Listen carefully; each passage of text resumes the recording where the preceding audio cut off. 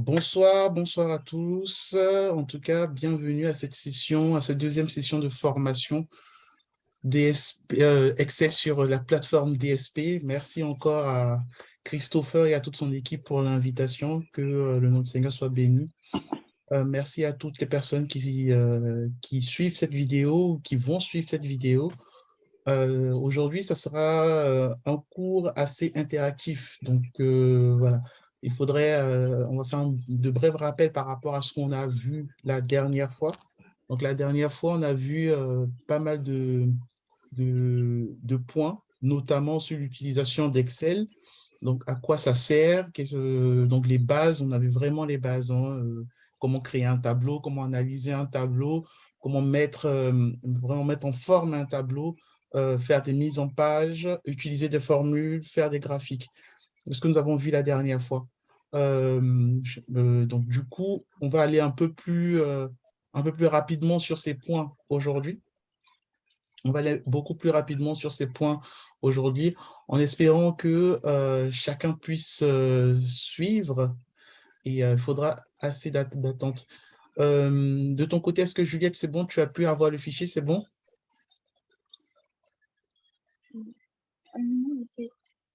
Ok. Donc, là, quand vous rentrez sur la plateforme, donc on vous donnera le fichier Excel là que je vais bientôt partager, qui va nous permettre de faire ce cours. Donc, ça sera le fichier support. Donc, moi, je me présente rapidement pour ceux qui ne savent pas, qui n'étaient pas là lors du précédent point. Donc, je suis Boris Assar, marié, père de 2 enfants. Amoureux de la data, des nouvelles technologies, mais par avant tout, j'ai une passion, cette passion de transmettre, cette passion de tirer un peu les jeunes, parce que moi, je suis jeune, hein, donc de s'étirer entre nous afin de pouvoir voir les clés, en fait, ne pas reproduire les erreurs des autres et surtout capitaliser sur l'expérience de chacun.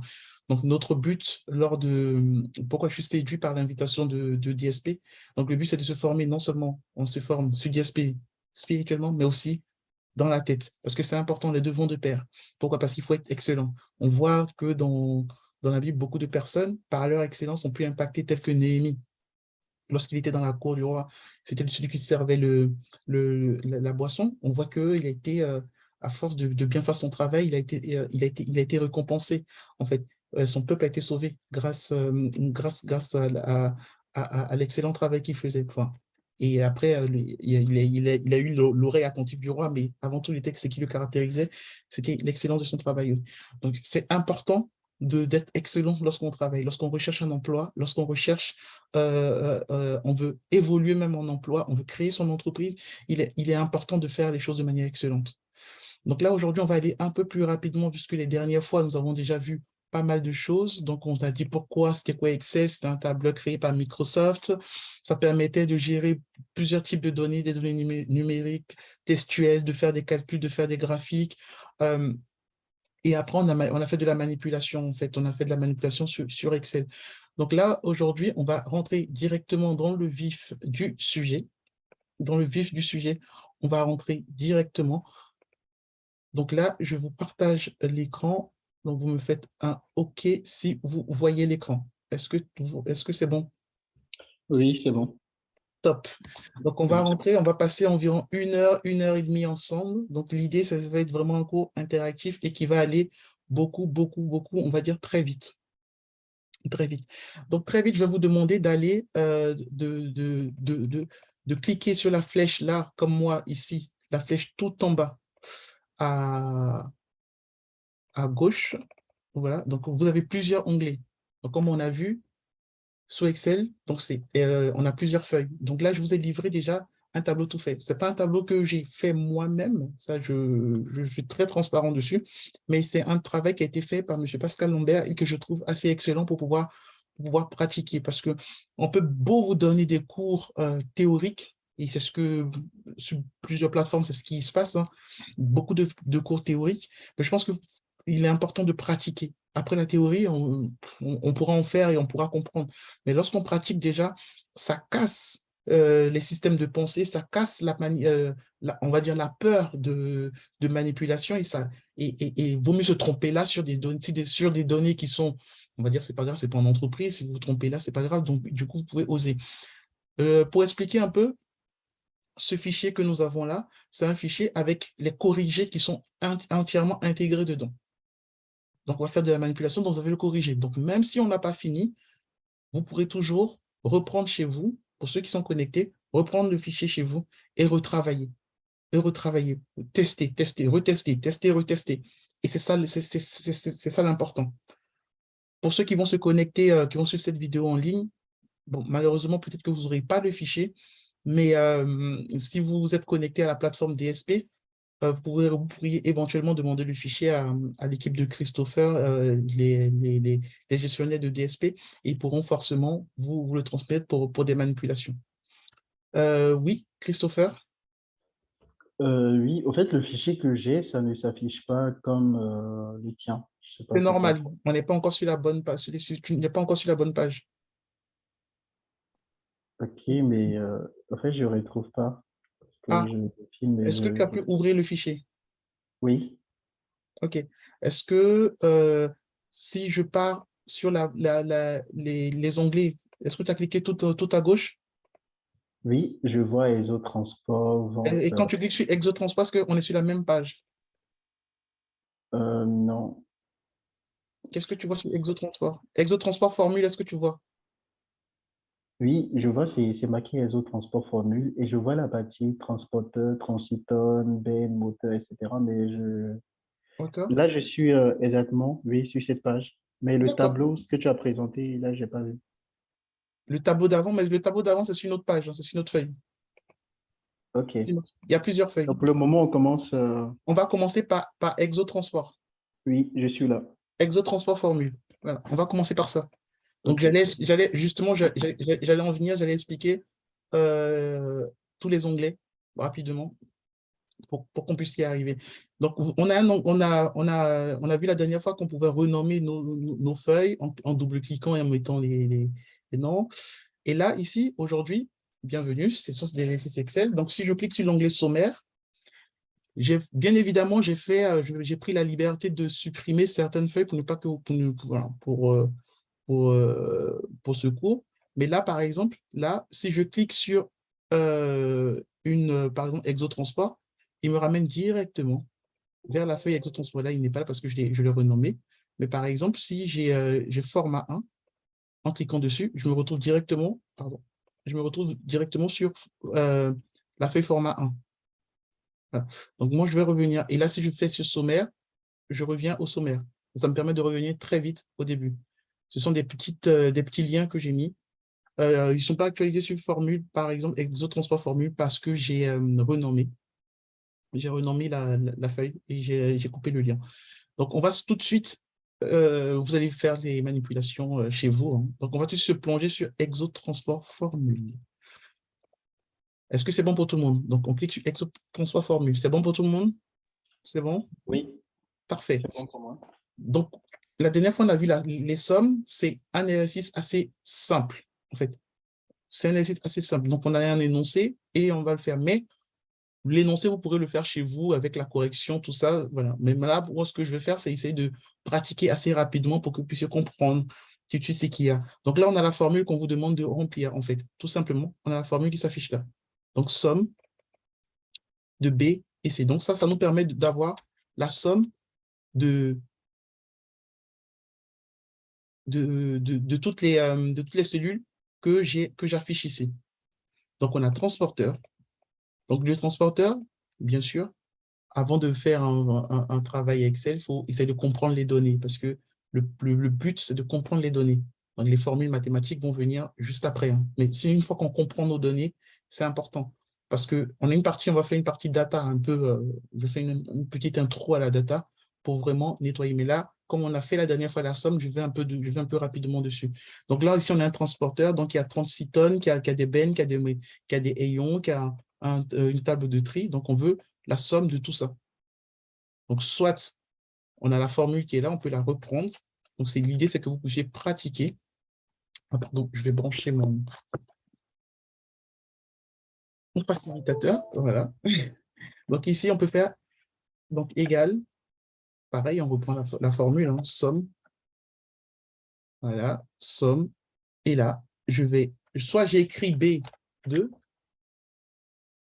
parce que je connais les cellules déjà, on a vu l'importance d'une cellule la dernière fois. Donc B2, B6 ici. Voilà. Et donc là, vous voyez, ça ne s'affiche pas, exprès, hein. Donc j'ai ma formule qui est là. Pour que cela s'affiche, je vais aller ici et je vais mettre en nombre. Pardon. Parce qu'ici, je l'ai mis en test, en fait. Du coup, il m'affiche tout ce qu'il y a ici en test. Donc, il m'affiche vraiment ma formule. Donc là, moi, je veux que finalement, ma cellule soit des nombres. Donc, je vais essayer de personnaliser ma cellule.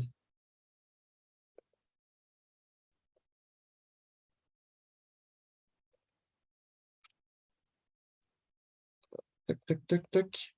Je vais me la afficher.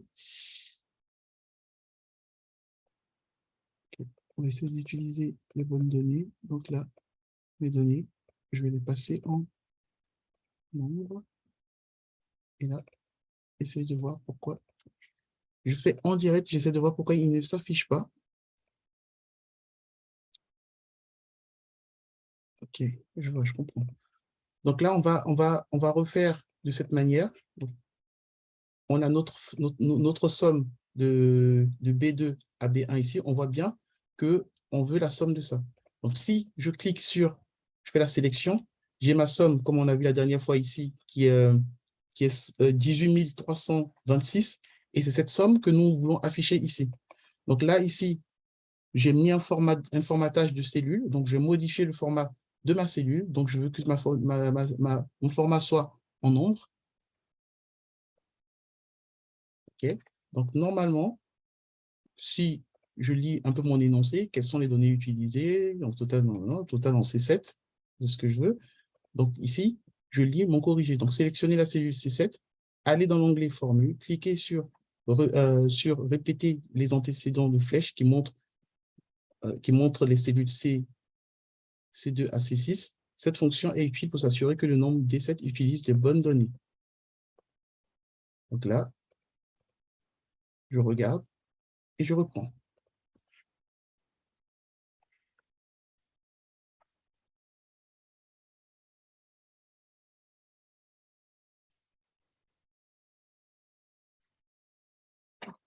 Et là, j'ai un petit souci d'affichage que je vais essayer de craquer parce que j'ai renommé mon fichier.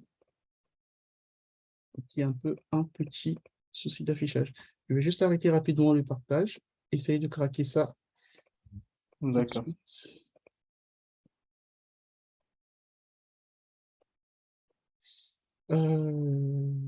Tac.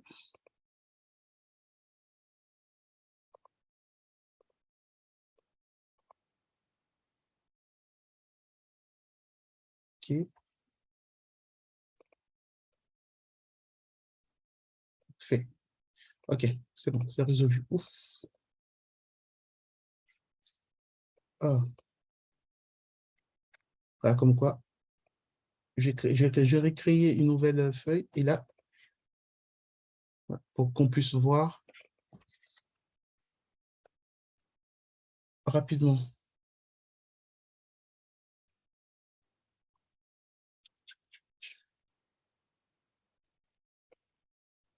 Voilà. Donc, on reprend ici. Donc, on était là. Donc là, ici, je vérifie mes nombres. Donc, j'ai mes nombres ici, transporteurs, et j'ai ma somme de B6 de B2 à B6. OK. Donc là, ici, en faisant ça, je vois bien que j'ai ma somme. Donc ici, j'ai juste créé un nouveau fichier parce que j'avais mis en regardant le fichier cet après-midi, j'avais mis des formats, justement. Mais je vais vous expliquer comment on s'en sort. Donc ici, je récupère ma formule, donc B6 à B2. Donc en cliquant sur OK, je me retrouve sur 18 326. Donc j'ai bien mes formules ma somme qui s'affichait initialement en dessous, ici qui s'affiche. OK. Ici, on a un problème de... Enfin, on n'a pas un problème. C'est juste des audits de formules qui sont, dans notre... dans notre, fi- dans notre, fi- dans notre fichier. Donc là, ici, on va partir sur l'onglet. Vous voyez, dans ce que je vous ai mis ici, vous voyez, il dit sélectionner la cellule C7. Sélectionner la cellule C7. Vous voyez, donc je suis sur la cellule C7.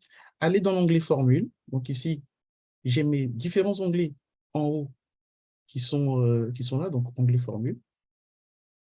Vous voyez, ici, je clique sur formule. Cliquez sur repérer les antécédents. Cliquez sur repérer les antécédents. Une flèche, repérer les antécédents. Est-ce que quelqu'un voit où on peut repérer les antécédents? Je cherche. Cherche. Bon, enfin, c'est là, en fait, on est dans l'option vérification. Je ne sais pas quelle version vous avez, mais ici, J'ai moi, par exemple, trouvé. voilà. Moi, par exemple, ici, j'ai ça. Vous voyez, si je mets afficher, vous voyez ici, j'ai mis afficher les formules pour vous montrer la formule. Donc, vous avez peut-être le truc vérification de formule ici. D'autres vont rechercher les antécédents. Moi, j'ai la partie vérification de formule en fonction de la version que vous avez. Donc ici, en cliquant sur ça, vous voyez, ça m'affiche automatiquement ma somme.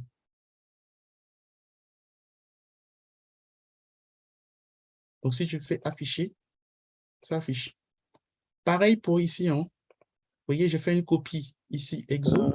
Si tu me permets, avant d'appuyer sur repérer les antécédents, je dois d'abord sélectionner les La cellule formules. 7. La C'est ça? 7. Oui, Ah, d'accord. ça dépend Oui, des formes. Voilà. Il y a repérer les antécédents, mais à côté, vous allez voir afficher les formules. Il y a repérer les antécédents. Vous voyez ici, là, par exemple. Là, je repère les antécédents. OK, je peux cliquer dessus. Et après, il y a afficher formule. Vous voyez? oui.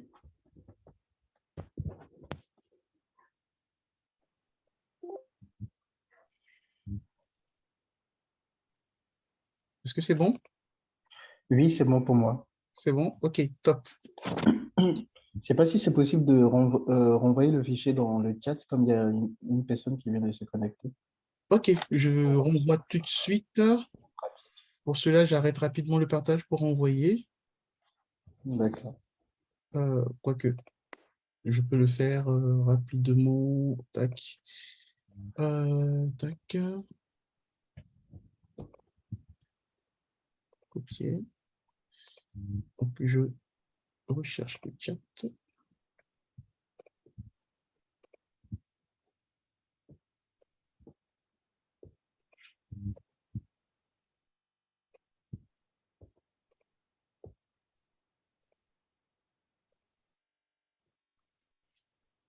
Bonsoir pour toutes les personnes qui sont arrivées entre-temps. Vous avez le fichier que je vous partage là, sur lequel nous sommes en train de travailler pour l'instant. Donc, vous pouvez prendre depuis votre ordinateur de préférence. J'espère que vous êtes connecté avec un ordinateur. Même si vous avez un téléphone, ouvrez votre ordinateur devant vous, copiez, faites un transfert de ce fichier-là vers votre ordinateur pour pouvoir travailler. Donc, cette fonction-là, repérer les antécédents ou encore afficher les formules, nous permet d'afficher les formules lorsqu'on arrive sur une page, il y a énormément de formules, qu'on ne comprend pas les formules qui sont faites. On peut on peut voir vraiment toutes les formules qui sont. Est-ce qu'on voit toujours mon classeur Excel? Oui. OK, top, top. Donc, du coup, moi, ici, si j'arrête l'affichage, donc je vais agrandir un peu. Donc, ça me permet d'avoir des résultats. Donc, ici, on a fait encore la somme, tout simplement. Donc, je peux refaire en exercice, je peux réécrire la somme ici, donc en cellule B17, donc somme, et je sélectionne de B10 à B16. Je mets ma parenthèse et j'entre. Donc, je vais refaire on va dire l'exercice, enfin, la manip. Donc, entrée, donc c'est égal, somme. Donc, je sélectionne de B10 à B16 et je fais entrée. Donc, je peux mettre ma formule. Donc, vous voyez ici, j'ai du dollar en euro et j'ai de l'euro. Tout simplement, j'ai besoin que ce soit au même format. Tous mes formats sont au même format. Donc, petite astuce, soit je suis très, on va dire, flemmard, donc je fais clic droit, je récupère on va dire, je vais refaire plus tranquillement. Donc, je fais clic droit sur ma cellule 16, c'est-à-dire B16, parce que je veux que ça soit au même format, ou ma cellule C17, parce que je veux que ce soit au même format en euros. Je fais clic droit, et là, je remonte ici. Vous voyez, j'ai un pinceau. Donc, j'utilise ce pinceau-là pour reproduire la mise en forme. Vous voyez, quand je clique sur ce pinceau, il y a écrit reproduire la mise en forme. Donc, c'est juste, je vais sur la formule, c'est-à-dire, je vais sur la cellule dont je veux reproduire la mise en forme. Je veux que ça s'affiche exactement pareil. Donc, je fais clic droit, pinceau, je clique dessus, et là, je reclique sur la cellule sur laquelle je veux modifier. Et là, c'est bon. Ça, c'est vraiment des rappels par rapport à la dernière fois, hein. C'est vraiment des rappels par rapport à la dernière fois. Donc, on aille un peu plus rapidement. Top. Ah, oui, Christopher. Oui, en fait, c'est par rapport à la somme, le résultat, puisque Oui, quand j'ai appuyé sur repérer les antécédents, normalement, ça m'affiche le tableau avec la flèche, oui. mais ça ne me donne pas en fait le résultat, comme toi. Ah, est-ce que il y a à côté, à côté de repérer les antécédents, tu as affiché les formules. Est-ce que tu vois afficher les formules? Oui, Clique sur afficher les formules. d'accord, bah, ça me donne un truc bizarre. Un truc bizarre, c'est-à-dire Que des hashtags. des hashtags, c'est normal. Parce que j'ai eu aussi des hashtags, en fait. Sous Excel, souvent, vous allez vous retrouver avec avec ce type de données. Regarde, par exemple, si je fais ça, j'ai des hashtags, n'est-ce pas? Oui, Exactement. Pourquoi? Parce que, en fait, ça veut dire que ma cellule, elle est trop petite en affichage pour ce que je veux voir. Donc, du coup, Excel ne comprend pas, il ne peut pas afficher toutes les données, ce n'est pas lisible, donc il va le mettre en hashtag. Quand ça arrive comme ça, j'ai juste à élargir un peu ma cellule, en fait, ma colonne.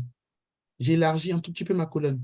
Pour élargir la colonne, donc je vais en tête de colonne. Donc ici, donc j'ai la colonne A, la colonne B, la colonne C. Donc je vais tout à droite de ma colonne B, ici. Vous voyez, dès que je me rapproche, j'ai une petite croix qui s'affiche. Et là, je sélectionne et je peux augmenter. Et vous voyez, automatiquement, on n'a plus de dièse. d'accord. C'est bon? Oui, c'est bon. Exactement. Ici, par exemple, on a l'euro qui est juste devant, mais si on voulait le transformer en CFA, parce que là, on a de l'euro, on veut le transformer en franc CFA, on veut le transformer en dinar.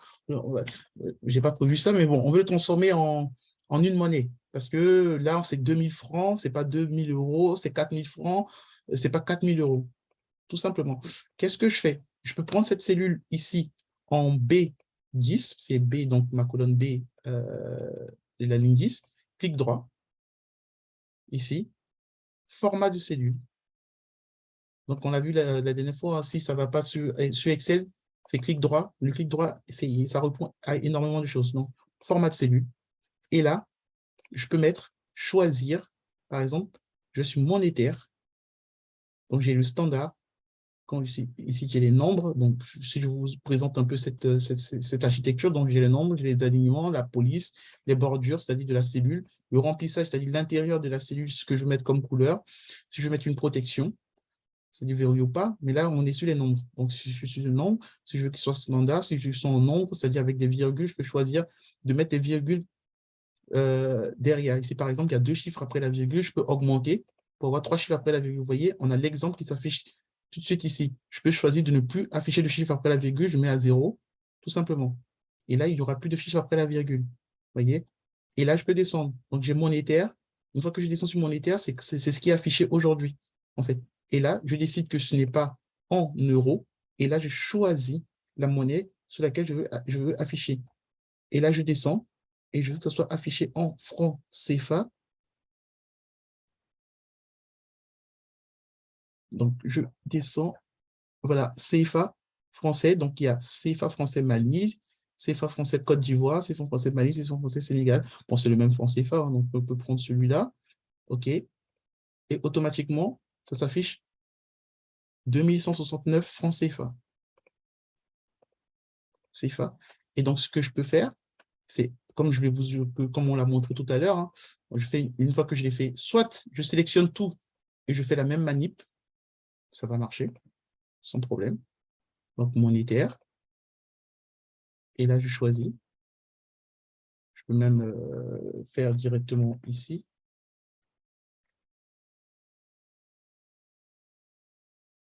Donc, je cherche plus CFA. On va plutôt procéder comme ça va beaucoup plus vite. La monnaie. Voilà. Donc, CFA français. OK, ça me bascule tout en même temps. Ou soit je reviens, comme on l'a vu tout à l'heure. Parce que j'ai modifié une cellule, je copie, je reproduis la mise en page, la mise en forme de cette cellule-là. Clic droit, le petit pinceau, et je reproduis sur tout. Voilà.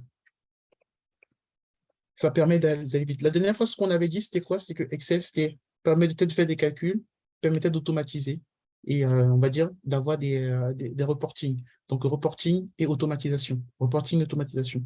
C'est la grosse force d'Excel. Ça, c'était un peu pour rentrer dans le bain par rapport à notre cours d'aujourd'hui. On va accélérer. Maintenant, on va aller un peu plus vite. Pourquoi? Parce que je sais que beaucoup de gens sont intéressés par la data. Donc, on a du Excel. Excel, c'est la base de la data. C'est la base pour commencer la data. Si on veut faire de la data demain, on veut traiter des données demain, on veut être un data scientist, un data analyst demain, il faut commencer par Excel. On peut commencer par Excel. Donc là, on va essayer de voir un peu, lorsqu'on est en face de nous, quand on arrive en entreprise, on peut être confronté à tout de suite énormément un fichier Excel qu'on ouvre et là, boum, on a énormément de données. On a énormément de données, là, on se dit, waouh, qu'est-ce qu'on fait et comment on fait? Et comment on fait? Donc là, tout simplement, avant de revenir sur les tableaux croisés dynamiques, parce qu'on va voir le tableau croisé dynamique et puis certaines formules, on va aller directement. Vous voyez, ici, on est sur la feuille exotransport, mais nous, on va aller sur la feuille qui s'appelle doublon client, ou plutôt, j'ai envie de dire, oui, doublon client. Allez, on va prendre doublon client. On va prendre doublon client. On va prendre la feuille doublon client, si vous avez. Donc, la feuille doublon client, c'est quoi? C'est une feuille où il y a énormément de données. Là, je partage, hein, voilà. Je scrolle un peu. Donc, il y a énormément de données. Donc, comme je vous ai dit, je vous ai expliqué pour ceux qui nous prennent en cours de chemin, il y a l'énoncé, donc il y a ce qu'il y a à faire ici, et il y a la correction qui est juste à côté. Donc, ne vous inquiétez pas, vous pourrez regarder chez vous tranquillement. Voilà. Ce fichier, il est disponible. En fait, il est en open. Mais ça nous permet d'avoir une base de données pour pouvoir travailler. Et comme il y a énormément de données, ça nous permet de travailler. Je me suis permis de filtrer. Donc, je vais revenir pour défiltrer parce que chez vous, il n'est pas filtré. Donc, ici, j'ai ma base de données qui est en colonne A, j'ai le nom du client. J'ai le sirène du client, qui est son numéro d'identification. Donc, j'ai le nick du client qui est un complément du SIRET. Et j'ai le CP du client, c'est-à-dire son code postal, et la ville d'où il vient, la ville du client, n'est-ce pas? Et, ce qu'il y a aujourd'hui, c'est que dans ce fichier-là, j'ai des doublons, en fait. C'est-à-dire, un data analyst, un data scientist, même si ce n'est pas data analyst, pas data scientist, lorsque vous travaillez vos chiffres, par exemple, vous vendez vous faites du commerce, il est important, lorsque vous faites vos chiffres, de ne pas compter toujours les mêmes personnes deux fois, en fait. De ne pas compter deux fois la même ligne. Peut-être qu'en saisissant, vous avez saisi deux fois, vous avez fait un copier-coller qui traîne, en fait, là. Il est important de doublonner vos fichiers avant de pouvoir faire des représentations. Sinon, vous allez gonfler vos comptes, vous allez gonfler vos tarifs, vous allez gonfler vos résultats, alors que ce n'est pas la réalité. Si je dis, par exemple, qu'il y a deux personnes, il y a une personne qui m'a acheté une orange à 250 francs, mais en recopiant, je dis qu'il y a ces deux personnes, en faisant deux lignes, c'est comme si je disais que c'est deux personnes qui m'ont acheté l'orange à 250 francs. Or, dans mes comptes, moi, j'ai 250 francs, mais dans mes comptes Excel, c'est-à-dire sur mes comptes que je garde pour mon suivi, j'ai 500 francs. Donc, il y a un décalage, en fait, entre ma trésorerie et mes comptes. Et là, ça, c'est un problème. Donc, il est important de s'assurer qu'on n'a pas vraiment des doublons très souvent dans les données qu'on traite. Qu'est-ce qu'un doublon? Là, c'est une première chose. Je vais dépasser un peu le cadre d'Excel, mais c'est important d'avoir ça en tête. Qu'est-ce qu'un doublon? Un doublon, c'est-à-dire ce que j'ai exactement, mais on retient bien ce terme, exactement la même information, c'est-à-dire dans toutes mes colonnes de mon tableau. Ici, mon tableau commence dans ma colonne A et se termine à ma colonne E. Si je vais faire une insérer pour pouvoir séparer un peu plus. Voilà. OK? Donc, ça commence ici. Donc, de A à E. Ça, c'est mon tableau de données. Et si je regarde bien mon tableau de données, il a 700 lignes. Donc, ici, j'ai 700 lignes, en fait. Donc, comment je le sais? Je peux aller rapidement en bas et ici, j'ai 700 lignes, 703 lignes. OK? Petite astuce, pour aller vite, comment j'ai fait s'il est possible d'avoir le fichier, je vais suivre pour m'appliquer. Oui, j'ai déjà partagé le fichier, mais je vais repartager encore pour ceux qui sont arrivés entre-temps. Je repartage. N'hésitez pas à faire signe lorsque vous voyez une nouvelle personne entrer, de lui partager le fichier si vous l'avez, ou de me faire signe, de me faire un message et je partage. Donc là, donc ça c'était Zénab. Donc Zénab, excellent Zénab. Donc nous sommes, lorsque vous allez ouvrir le fichier, vous allez avoir plusieurs onglets et là nous sommes sur l'onglet doublon client, c'est-à-dire la feuille doublon client. La feuille doublon client. Donc, il faut aller dessus sur cette feuille-là. Donc, ce qu'on veut, nous, c'est dédoublonner notre fichier. On ne veut plus qu'il y ait de doublons. On ne veut plus qu'il y ait de doublons. Donc, vous voyez là, par exemple, si je fais un filtre, par exemple, je vais sur la colonne A, je mets ma souris sur la A et je vais sur filtrer et trier. En fait, je ne sais pas comment ça s'affiche chez vous, mais là, tac, trier. Donc, je suis toujours dans l'onglet accueil. Donc, on a rappelé les onglets la dernière fois, accueil, insertion, mise en page, formule, données, révision, affichage. Donc, sur l'onglet accueil, donc filtrer et trier, en cliquant là. Donc là, ici, je sélectionne ça, filtrer, trier. Donc, je sélectionne les 4 en tête, filtrer et trier, pour les avoir. Et là, je fais un tri par nom. Je ne sais pas si vous, voilà, ici, il y a la petite flèche là. Je fais ici, je clique dessus et je fais un tri par nom. Donc, je fais du tri de A à Z. Je peux aussi trier de Z à A. Voilà. J'ai le Z qui commence, après le W jusqu'à A. Mais ici, je choisis de trier de A à Z. Je vais un peu plus rapidement, vous pourrez le revoir. Et lorsque je trie de Z à A, vous voyez, j'ai des noms qui se répètent. Par exemple, ADER6, ça se répète. Est-ce que c'est un doublon? Là, je peux répondre rapidement. Non, ce n'est pas un doublon. Pourquoi? Parce que j'ai ADER6 qui a le même SIRET, c'est vrai, mais le nick client, il est différent, c'est-à-dire la colonne C est différent. Le code postal client est différent. Et la ville est différente. Donc, ce n'est pas un doublon. Ça peut être une entreprise qui a plusieurs points de vente. Donc, il y a un point de vente à Orléans et il y a un point de vente à Lille. Si je descends un peu plus, je vais avoir, par exemple, Aequitas, SOC, Expert comptable, Expert, bon, c'est un cabinet d'experts comptables. Le SIRET, il est le même. Le NIC client, il est le même. Mais le code postal n'est pas le même. Et la ville non plus. Donc, ce n'est pas un doublon. Donc là, je vais redescendre. Je cherche des doublons à voir. Donc, on va avoir un doublon exactement en descendant. J'ai un peu complexifié l'affaire quand même. Hein. Ligne 68-69. Ligne 68-69, Atos Origin Service. Donc là, j'ai ma colonne B, j'ai le même sirène, j'ai le même nick, et j'ai quand même la ville qui est identique. Mais bon, le code postal, il est un peu différent, mais en général, c'est les mêmes, parce que là, ça doit être une erreur de saisie, en fait. Ça doit être une erreur de saisie. Donc, qu'est-ce que je vais faire? Qu'est-ce que je vais faire? Je vais avoir des doublons. Ici, c'est un faux doublon. Ici, ça, c'est un doublon aussi. Vous voyez? Là, je vous montre un peu la complexité de ce fichier. Ici, c'est un doublon, mais on a juste changé le nom. Mais si vous voyez, le numéro client, le sirène, c'est le même, le nick, c'est le même, la vie, c'est la même, et le code postal, c'est le même. Donc, évidemment, ces genres de fichiers, dans des fichiers aujourd'hui, en exemple, on peut juste supprimer ça. Donc là, il s'agit d'un vrai doublon, par exemple. Et donc, on va avoir d'autres doublons qui vont apparaître un peu plus bas. Ce qu'on fait, c'est quoi? C'est qu'on va aller ici, et là, comme je dis, ne vous pressez pas, hein, vous avez le corrigé.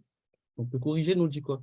Le corrigé nous dit utiliser filtre avancé dans le groupe icône données et cocher la case sans doublon. Donc là, ici, qu'est-ce que je fais? Je vais là. Donc, j'ai mon onglet, donc accueil, insertion, mise en page, formule et données. Donc, je vais sur données. Et là, je vais chercher l'icône dont on me parle. Donc, je le connais, moi, c'est celui-là. Supprimer les doublons. Je ne sais pas si vous le voyez affiché chez vous. Donc ici, en cliquant sur supprimer les doublons, vous voyez, il me sélectionne ma table. Pourquoi il me sélectionne ma table? Parce que ma souris, elle est ici, hein. Parce que ma souris, elle est ici. Donc, qu'est-ce que je fais? Je garde ma souris sur ma plage et je fais supprimer les doublons. Et là, il me demande, est-ce que je veux faire je veux supprimer les doublons sur toutes les colonnes? Si je dis OK, vous voyez, on retient bien ceci dès le début. On avait 703 lignes. Donc, si je dis OK, vous voyez, il me dit, j'ai une seule valeur en double trouvée. Parce que j'avais modifié juste un seul, en fait. Donc, il me dit, j'ai une seule valeur en double trouvée. Et la valeur en double qu'on avait trouvée, qu'on avait dit, c'était boulanger. La boulangerie, euh, je crois que c'était au début boulanger, que j'avais modifié à Blois. C'est dans la ville de Blois. Donc, je vais faire une petite recherche pour retrouver Blois. Voilà. C'était à côté de Blois, donc c'était service. S'il y a quelqu'un qui nous a rejoint, Ah, il y a quelqu'un qui nous a rejoint. OK. Je partage, le fichier.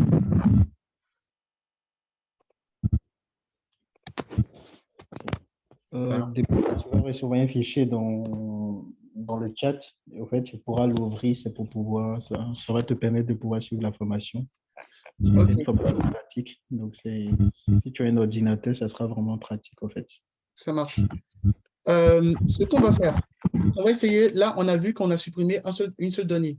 Donc, nous, ce qui nous intéresse, c'est vraiment pour les besoins de la formation. Donc, moi, je vais supprimer. Là, vous pouvez faire pareil comme moi. Donc, supprimer la colonne C, supprimer la colonne D. C'est soit.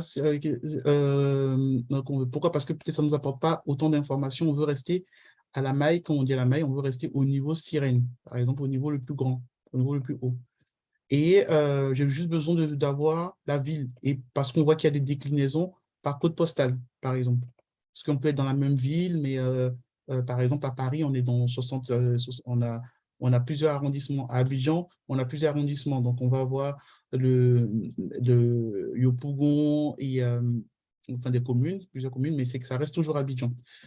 Ce qu'on peut faire, c'est quoi? C'est que je supprime ici ma colonne C. Donc, clic droit, je vais sur le haut de ma colonne. Clic droit, supprimer. Clic droit, supprimer aussi l'autre colonne C. Donc ici, je me retrouve avec 3 lignes, c'est-à-dire 3 colonnes, pardon. 3 colonnes, ma colonne A, ma colonne B, ma colonne C, avec le nom du client, le sirène client et la ville client. Ce fichier-là, ne vous inquiétez pas, c'est un fichier de travail. On fait ce qu'on veut avec. Voilà. Donc, on peut se permettre de supprimer, de resupprimer ou de rajouter. Oui, Christopher. Oui, si par exemple nous avons supprimé plusieurs colonnes pour Mhm. rester cette colonne, comment ça se passe? Plusieurs colonnes correctes. Oui, et qu'on veut restaurer en même temps ces colonnes, est-ce qu'il y a Par possibilité exemple, de... là, je viens juste de supprimer tout de suite. Vous voyez, je viens juste de supprimer tout de suite. Qu'est-ce que je fais?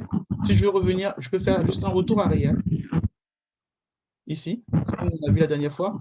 Donc, le retour arrière, je le fais de deux manières. Soit je clique sur, il y a une petite flèche en haut, ici, sous Excel qui permet de revenir en arrière. En cliquant dessus, je reviens en arrière.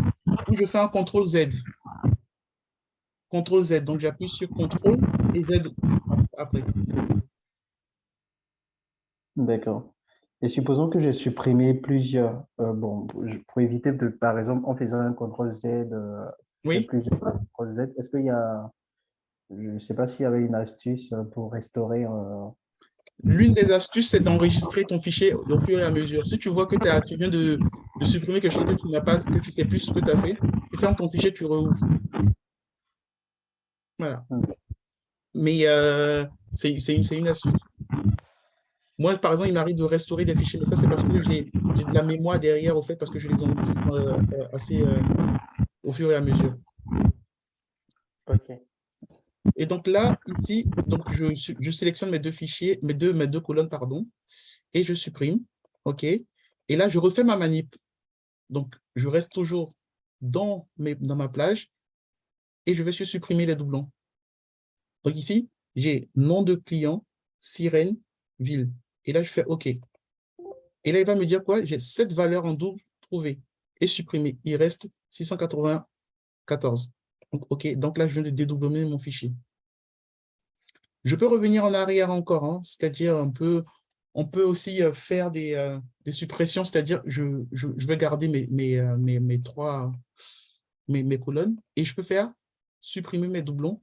Et là, je déclic, c'est-à-dire j'enlève sur, je déclique sur nick client et j'enlève CP et je lui demande de me faire juste sur ce que j'ai supprimé en ne perdant pas l'information nick client et CP client. Donc, si je fais OK, il me fait la même chose. C'est-à-dire, il supprime tous les fichiers et je reste sur mes 7 valeurs trouvées. En fait. Mais je garde l'information nick client et client. C'est ce qui est conseillé de faire. Là, je suis allé un peu extrême pour montrer un peu ce qu'on peut faire. Bon, ça, c'est une partie data vraiment. Prenez cette habitude de se dire, OK, là, voilà, j'essaie de dédoublonner mon fichier. Je peux aussi de dédoublonner parce que je veux juste le nom du client et la ville, en fait. Donc, juste le nom et la ville, par exemple. En fait, c'est vraiment libre à nous de pouvoir trouver le bon, le bon, la bonne clé, en fait, la bonne clé de suppression. Donc ça nous permet un peu de rentrer un peu dans la manipulation. On va sur le fichier, l'onglet, enfin la feuille qui est juste à côté, qui s'appelle TP-Siret, qu'on voit ici. Ici, on va faire une petite manipulation assez rapide qui est très, très, très souvent utilisée, qui est beaucoup utilisée en Excel, mais énormément. Énormément parce que une fois que vous avez compris ça, vous allez voir que vous pourrez découper des noms, des prénoms, des choses comme ça, à chaque fois, au fait, que vous serez, par exemple, en entreprise, vous serez confronté à ça. Et c'est un peu, voilà, pour ceux qui veulent faire de la programmation, ça va nous servir. Ça va nous servir. Pour ceux qui vont faire de la programmation, ça va vous servir. Ceux qui vont faire du VBA, ça va vous servir. On va faire une petite intro à VBA si on a un peu le temps à la fin, pour que vous puissiez vous amuser à la maison. C'est quoi exactement VBA? Ah, VBA, c'est... je vais y venir. Je vais y venir. Dans l'onglet que je vous ai envoyé, j'ai enlevé, je ne sais pas si vous l'avez enlevé d'ailleurs. Non, je crois que vous l'avez, VBA. Mais sinon, je vais vous renvoyer ce fichier, le fichier sur lequel même je travaille, je vais vous le renvoyer avec un onglet VBA. VBA, c'est Visual Basic, j'oublie le A, ça veut dire quoi d'ailleurs?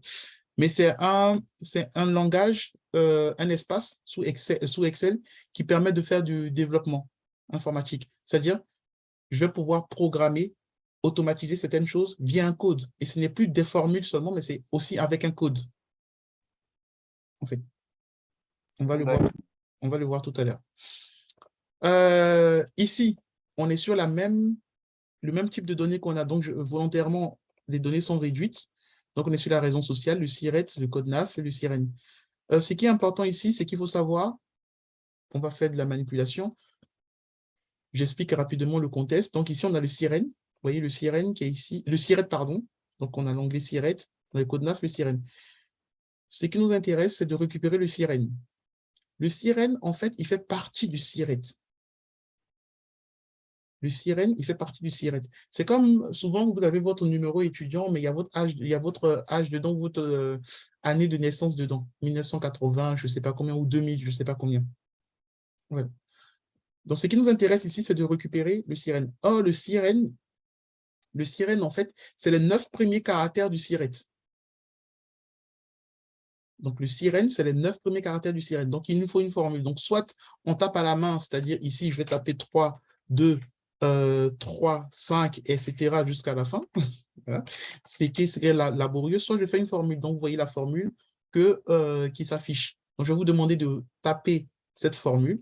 Donc, je vais afficher cette formule et je vais vous demander de la taper en D3. En D3. Donc, la formule, c'est gauche. Gauche, B2, 9. Je vais afficher la formule. Voilà. La formule, c'est ça. Donc, gauche, B2, 9. Ça veut dire quoi? Vous la tapez juste ici. Hein. Ici, bien sûr, parce que j'ai mis B2, 9, parce que je veux la colonne je suis sur la ligne, la deuxième ligne. Mais si vous êtes ici, si vous êtes en 3, vous mettez gauche, B3, 9. Hein. Donc, je vais le faire. Donc, ça fait gauche.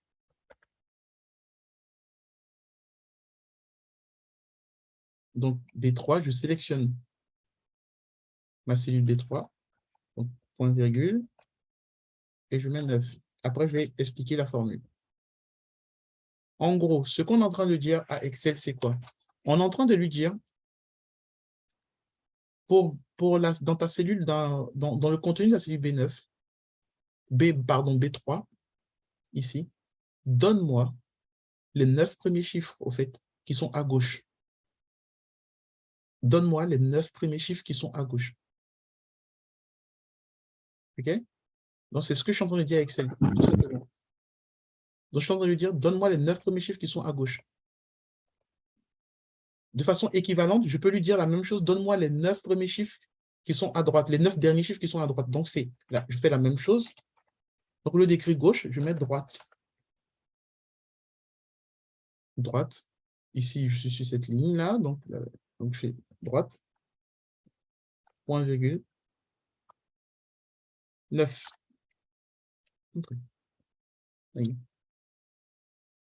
Et là, on va afficher les résultats. Donc là, ici, j'ai le résultat. Vous voyez ici, c'est les 9 premiers chiffres, donc 32.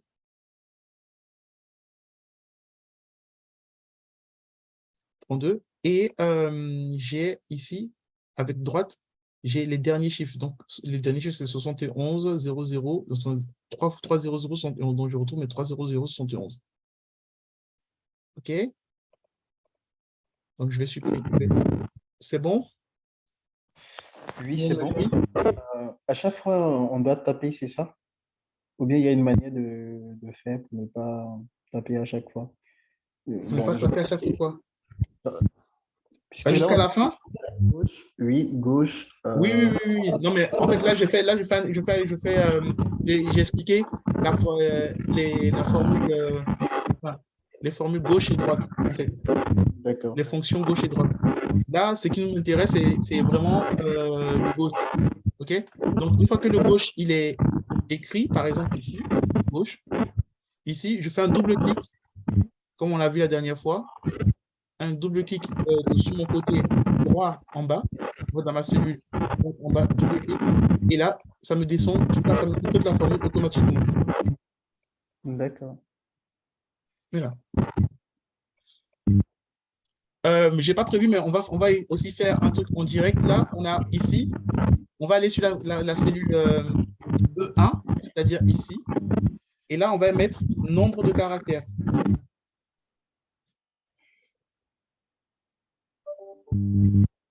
nombre de caractères. OK? Donc ici, ça va nous permettre d'avoir, on veut le nombre de caractères qu'il y a dans le siret, par exemple. On veut le nombre de caractères qu'il y a dans le siret. Donc ici, j'ai le nombre de caractères. Qu'est-ce que je fais? Je mets égal. OK? Et je veux le nombre de caractères. Donc c'est NBK. Donc NBK, vous voyez ici. Et là, il va me demander le test. Donc mon test que je veux, c'est dans le siret égal. Et là, il me dit c'est 14 caractères. Effectivement, le siret, c'est 14 caractères. Et là, je trace tout en bas, je fais pareil. Ici, si je fais la même chose sur le sirène, il va me donner 9 caractères, ce qui est tout à fait normal. Parce qu'on a ici, on a demandé de prendre les 9 premiers caractères. OK?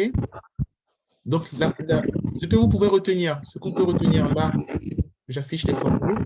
Ce qu'on peut retenir, c'est gauche, la fonction gauche, ou droite, qui nous permet d'avoir un nombre spécifique de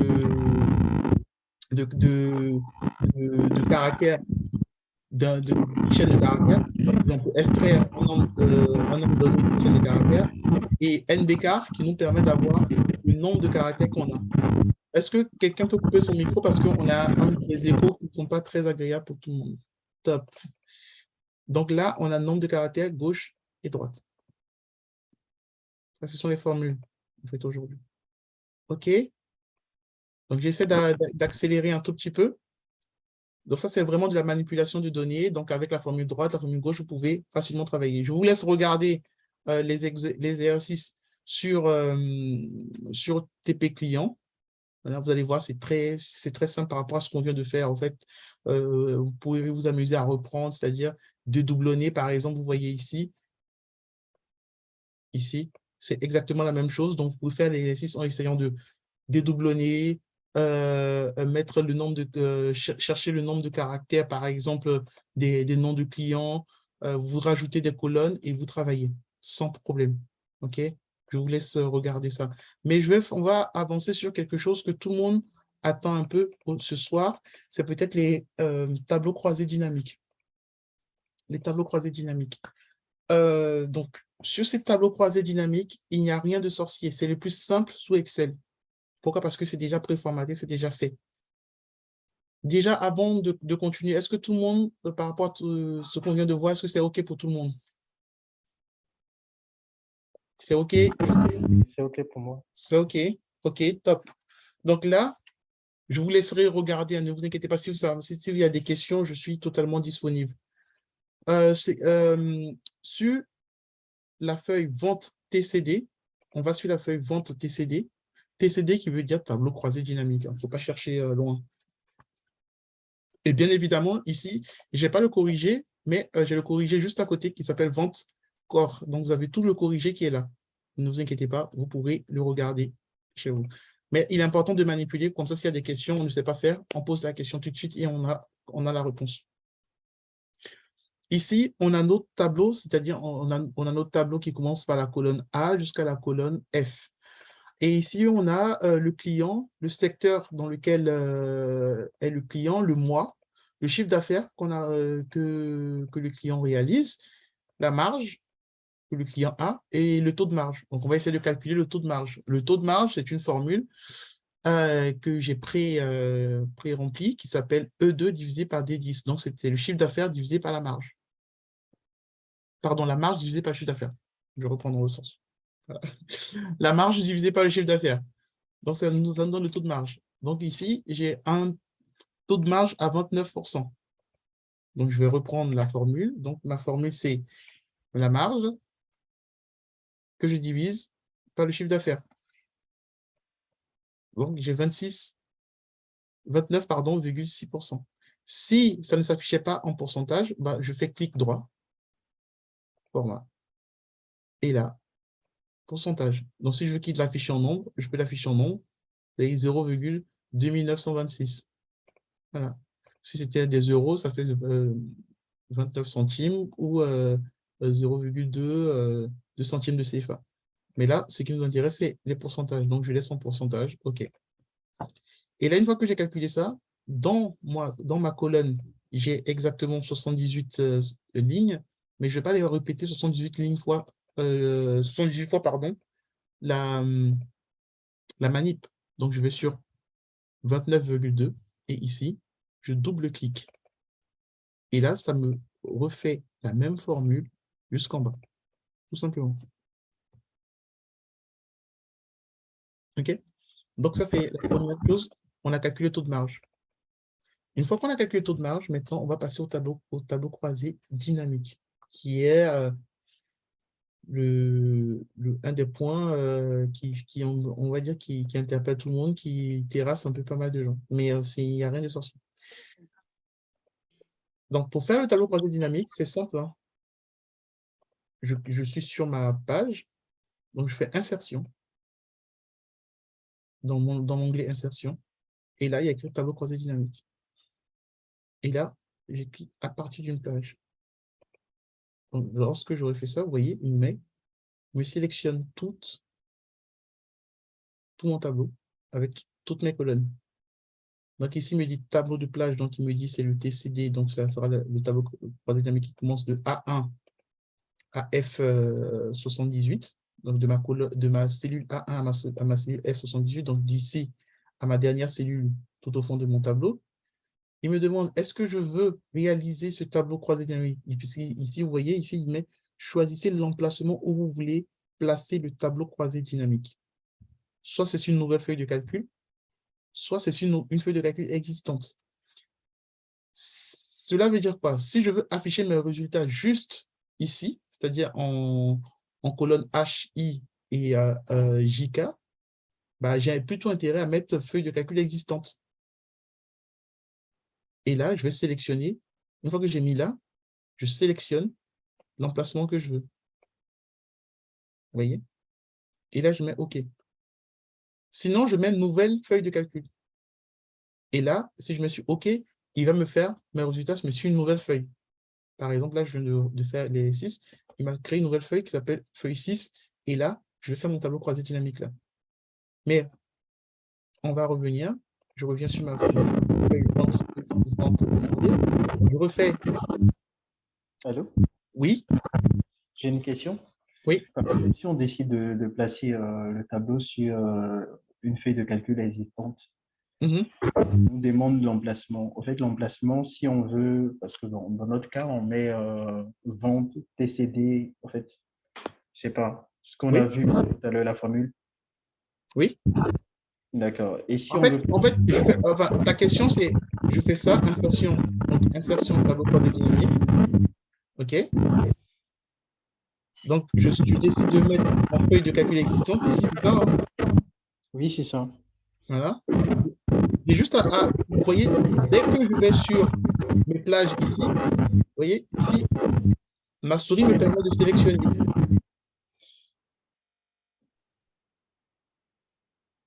D'accord. Donc, c'est à moi de déterminer l'espace que je veux, c'est ça? Exactement.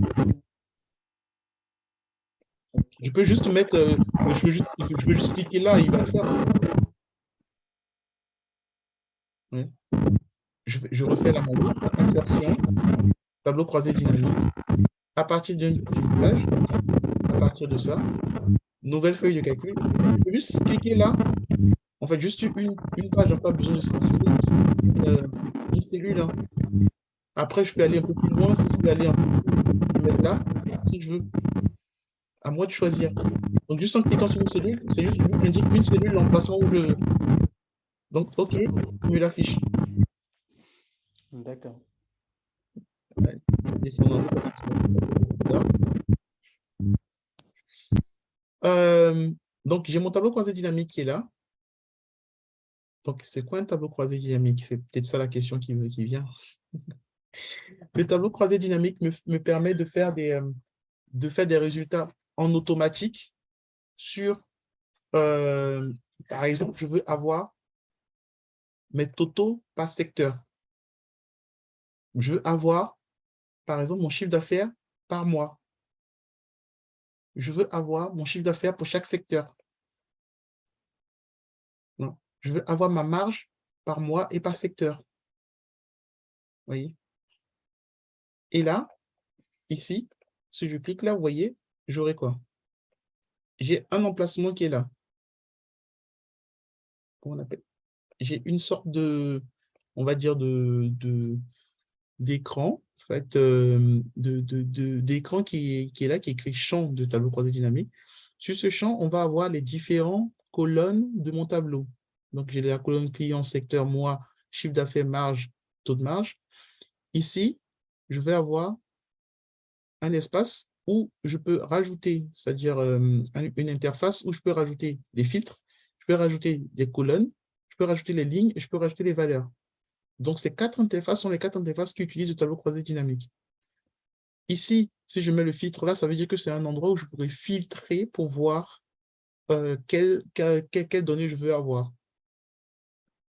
Supposons ce que je veux, par exemple, c'est d'avoir par secteur, je vais avoir pour chaque secteur le chiffre d'affaires. Donc, je vais sélectionner, je prends secteur et je le mets en colonne. Et là, je vais avoir tous mes secteurs qui vont apparaître. Donc, vous voyez, automatiquement. Et je vais avoir les secteurs par mois. Donc là, automatiquement, vous voyez, donc là, j'ai janvier, février, mars, avril. Et j'ai les secteurs 1, 2, 3, 4, jusqu'à 5. Et le total général. Et du coup, si vous devinez, le chiffre d'affaires, je vais le mettre dans les valeurs. Donc, je prends mon chiffre d'affaires et je le mets dans les valeurs. Et donc là, je vais avoir pour chaque secteur, je vais enlever le mois 2. Voilà. Donc, je veux juste le mois. Donc, pour chaque secteur, ça c'est le mois de janvier, pour chaque secteur, j'ai la somme des chiffres d'affaires. Mais parce que je l'ai mis, il a mis directement la somme. Si je ne veux pas la somme, que je veux la moyenne, par exemple, vous voyez, dès que je positionne, j'ai une petite flèche qui s'affiche du côté droit. Donc, je peux aller déplacer dans la zone filtre, déplacer dans la zone étiquette de ligne, déplacer dans la zone colonne. Ça me permet de déplacer. Donc, si par exemple, ici, je veux déplacer le mois dans la zone colonne, j'ai juste à mettre déplacer et automatiquement, le mois, il va dans la zone colonne. Et là, vous voyez, pour chaque secteur, j'aurai le mois qui s'affiche en dessous. Ce n'est pas très lisible, hein. Mais on se permet de faire ça aujourd'hui parce qu'on est en cours, hein, on peut tout se permettre. Mais ce n'est pas très lisible. Donc, je peux redescendre le mois ou je peux redescendre le secteur. Ici, déplacer le secteur dans la zone ligne, ici. Donc, j'ai inversé. Donc, j'ai mis janvier, j'ai mis les mois et j'ai mis le secteur sur ma zone ligne. Je peux décider de mettre le client, par exemple, en filtre. Et vous voyez ici, je peux sélectionner pour chaque client et voir les résultats pour chaque client. Donc, ce client, par exemple, Atlantique SA, il n'a que 2 valeurs, en février et en août. Je peux sélectionner 2, 3, et là, j'ai leurs chiffres. Là, je peux tous sélectionner, donc je mets tous. Donc, j'ai mes valeurs. Ce qui serait important pour moi, comme je l'expliquais, le chiffre d'affaires, si je veux modifier la somme du chiffre d'affaires, je ne veux pas la somme, mais je veux par exemple la moyenne, je vais sur paramètres des champs de valeurs, je clique dessus. Donc, je vais avoir une somme, et je vais avoir la possibilité de changer. Donc, soit je veux des nombres, c'est-à-dire le nombre, c'est-à-dire c'est vraiment le nombre en unités, en fait, hein, c'est vraiment les valeurs unitaires, c'est-à-dire je veux savoir qu'il y a 3 valeurs, il y a 4 valeurs de chiffre d'affaires, il y a 5 valeurs de chiffre d'affaires. Bon, ici, ça ne sait pas ce que l'on demande. Je peux avoir la moyenne des chiffres d'affaires. Je peux avoir le max, c'est-à-dire la valeur maximale du chiffre d'affaires, le min, la valeur minimale du chiffre d'affaires et le produit. Et je peux redescendre, hein. Après, j'ai voilà, les chiffres, j'ai les écarts types, pour ceux qui ont fait un peu des stats. J'ai la VAR bon, et la VAR P. Bon, ça, c'est vraiment pour ceux qui ont fait des stats. Mais ce qui m'intéresse, ça va être la moyenne. Je peux mettre la moyenne. Et vous voyez, j'ai une moyenne qui change automatiquement. Bon, là, je ne sais pas si ça a trop de sens de faire une moyenne. Mais bon. Ouais. Bah si, on peut avoir une moyenne par mois, par secteur. Donc, ça donne la moyenne par mois par secteur. Donc, la somme, ça me donne 27 811. Mais si je fais la moyenne, vous voyez, je peux avoir, au lieu du 27 811, j'ai 5 562 dans le secteur 1 en janvier. et j'ai 2400 dans le secteur 3 en janvier. Et là, je peux inverser les données. Hein. Donc, le mois, je peux le mettre en ligne si je trouve que c'est mieux. Vous voyez? Donc, une fois que je mets le mois en ligne, il me réaffiche d'une autre manière. Donc, j'ai mon secteur 1 et j'ai les différents mois où le secteur 1 apparaît. Donc, je retourne mon 500 ici, etc. Si c'est ça ce tableau qui me convient, si ça ne me convient pas, je rebascule le secteur du côté des colonnes. Et donc ici, je vais avoir un total général. Donc, je peux aussi sélectionner toutes mes données qui sont là. Et je me dis, non, mais en fait, je ne veux pas qu'il soit, je veux qu'il soit en euros. Enfin, je veux vraiment faire du formatage. Donc, pareil, hein, ici, je vais là et je vais format cellule. Et ça me permet de mettre, par exemple, ici, j'ai des nombres. Donc, je vais avoir, par exemple, je vais enlever les nombres après la virgule. Je vais utiliser un séparateur de milliers en cliquant là. Ce soit beaucoup plus lisible. Donc, voilà. Donc, je me retrouve avec des données en total général. Donc, par mois, par secteur.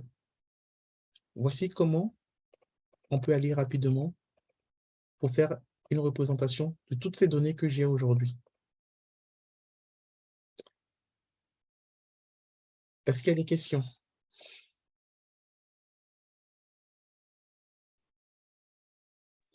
Est-ce qu'il y a des questions? Oui, Bon pour moi, pour le moment.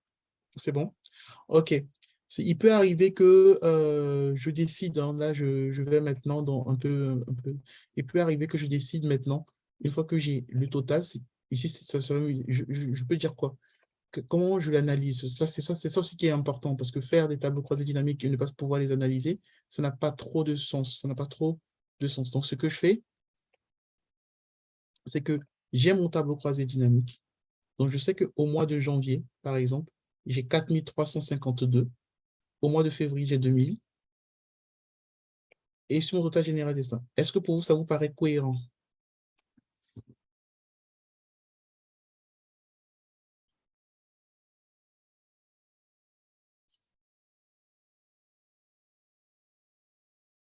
Bon, la réponse est non. La réponse est non. Pourquoi? Parce que lorsque je fais la somme, moi, je devais avoir 41 000, mais j'ai ça. Donc, il faut faire attention aux chiffres. Et pourquoi? Parce que ici, je travaille avec la moyenne. Donc, je ne dois pas m'attendre à ce qu'il y ait des totaux ici. Est-ce que c'est clair? Je ne dois pas m'attendre à ce qu'il y ait des totaux ici. Donc, il ne faudrait pas oublier quelle est on va dire, ma variable d'agrégation. La variable d'agrégation avec laquelle je travaille. Parce que ici, quand je vous ai dit en total, quand j'ai fait ça, j'ai dit, mais moi, je dois avoir 41 000. Pourquoi? Parce que je peux me perdre très vite en disant, là, je dois avoir 41 000, j'ai 3 000 ici. Est-ce que c'est cohérent? Bah, bien sûr, c'est cohérent.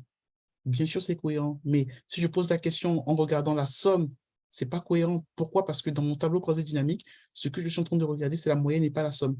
Par contre, si je change mon agrégat, ma valeur d'agrégat, c'est-à-dire je vais dans paramètres des champs de valeur, donc je vais en somme, et là, on va se rendre compte que si je fais la somme de toute ma colonne totale générale, je trouve bien mes 68 627 que je trouve ici.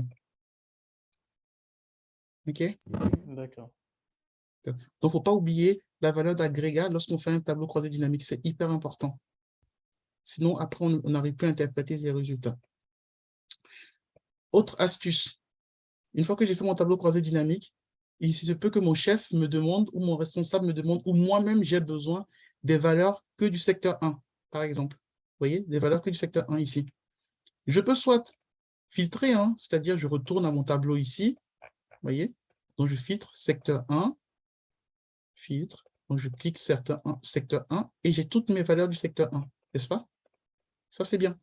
Parfait. Vous voyez? Mais je peux aussi passer d'une autre manière, sans forcément bouger mes valeurs. Tac. Ici, vous voyez, ici, secteur 1. Donc, je reviens un peu là.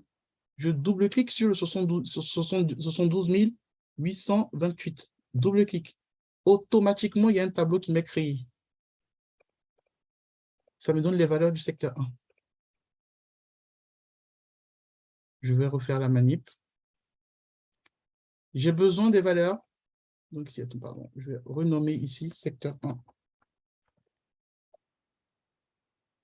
Voilà, secteur 1. Donc, je repars sur mon tableau croisé dynamique. Donc, je l'ai réalisé. J'ai besoin des valeurs du secteur 1. Ça, c'est ce qu'on vient de faire. Je vais faire la même manip.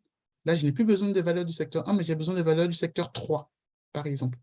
Ou je vais encore aller un peu plus loin. J'ai besoin des valeurs du mois de janvier, par exemple.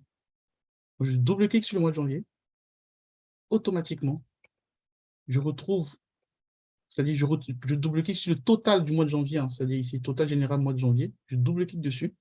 Automatiquement, j'ai toutes mes valeurs du mois de janvier avec les clients. Donc ici, j'ai tous les clients qui sont venus chez moi en janvier, avec le chiffre d'affaires qu'ils ont réalisé, la marge et le taux de marge. D'accord. C'est en cela que le tableau croisé dynamique est intéressant. En fait, une fois qu'on l'a utilisé, une fois qu'on l'a fait, ça nous permet d'avoir des informations beaucoup plus rapidement. En fait. Donc, je n'ai plus besoin de retourner sur ma base de données et faire des filtres, peut-être à m'en perdre, mais juste en faisant bien, en mettant les bonnes choses au bon endroit. Et ça veut dire la même chose, hein, si vous voulez que janvier du secteur 1, vous double-cliquez dessus et ça le fait. Si vous, voilà, exactement. Si vous voulez pour un client donné, bah, c'est simple. Enfin, c'est simple. Il faut rechercher, c'est-à-dire ici, je cherche par exemple mon client Atlantide. Voilà. Donc, je sélectionne tout, je mets Atlantide. Donc, ici, il est là. Et là, je fais double-clic. Et là, je vais avoir toutes mes valeurs de mon client Atlantide.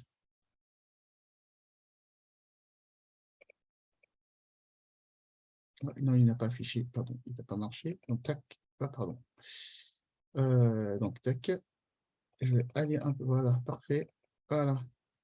Atlantide. Donc, j'ai toutes mes lignes de Atlantide ici. Et je renomme directement pour ne pas après me demander pourquoi il s'agit de quel chiffre. Donc, Atlantide a 2 lignes, donc en février et en août. Est-ce qu'il y a des questions? S'il y a des personnes qui sont arrivées, n'hésitez pas à vous manifester, que je vous envoie le tableau, que je vous envoie les données, hein, parce que je ne regarde pas en même temps les arrivées. Donc, il est important de comprendre ce qu'on fait. Donc là, ça, c'est ma partie tableau croisé dynamique. Vous voyez? Donc, vous pouvez reprendre chez vous avec pour vous qui êtes connectés, hein, avec cette feuille de calcul, vous reprenez et vous refaites le même résultat. Donc, insertion, tableau croisé dynamique. Vous réalisez votre tableau croisé dynamique. Et là, le plus important, c'est l'analyse après qu'il y a derrière. L'analyse qu'il y a derrière.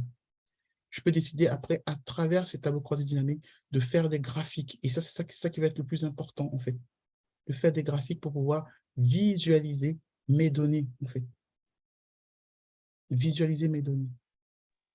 D'accord. OK.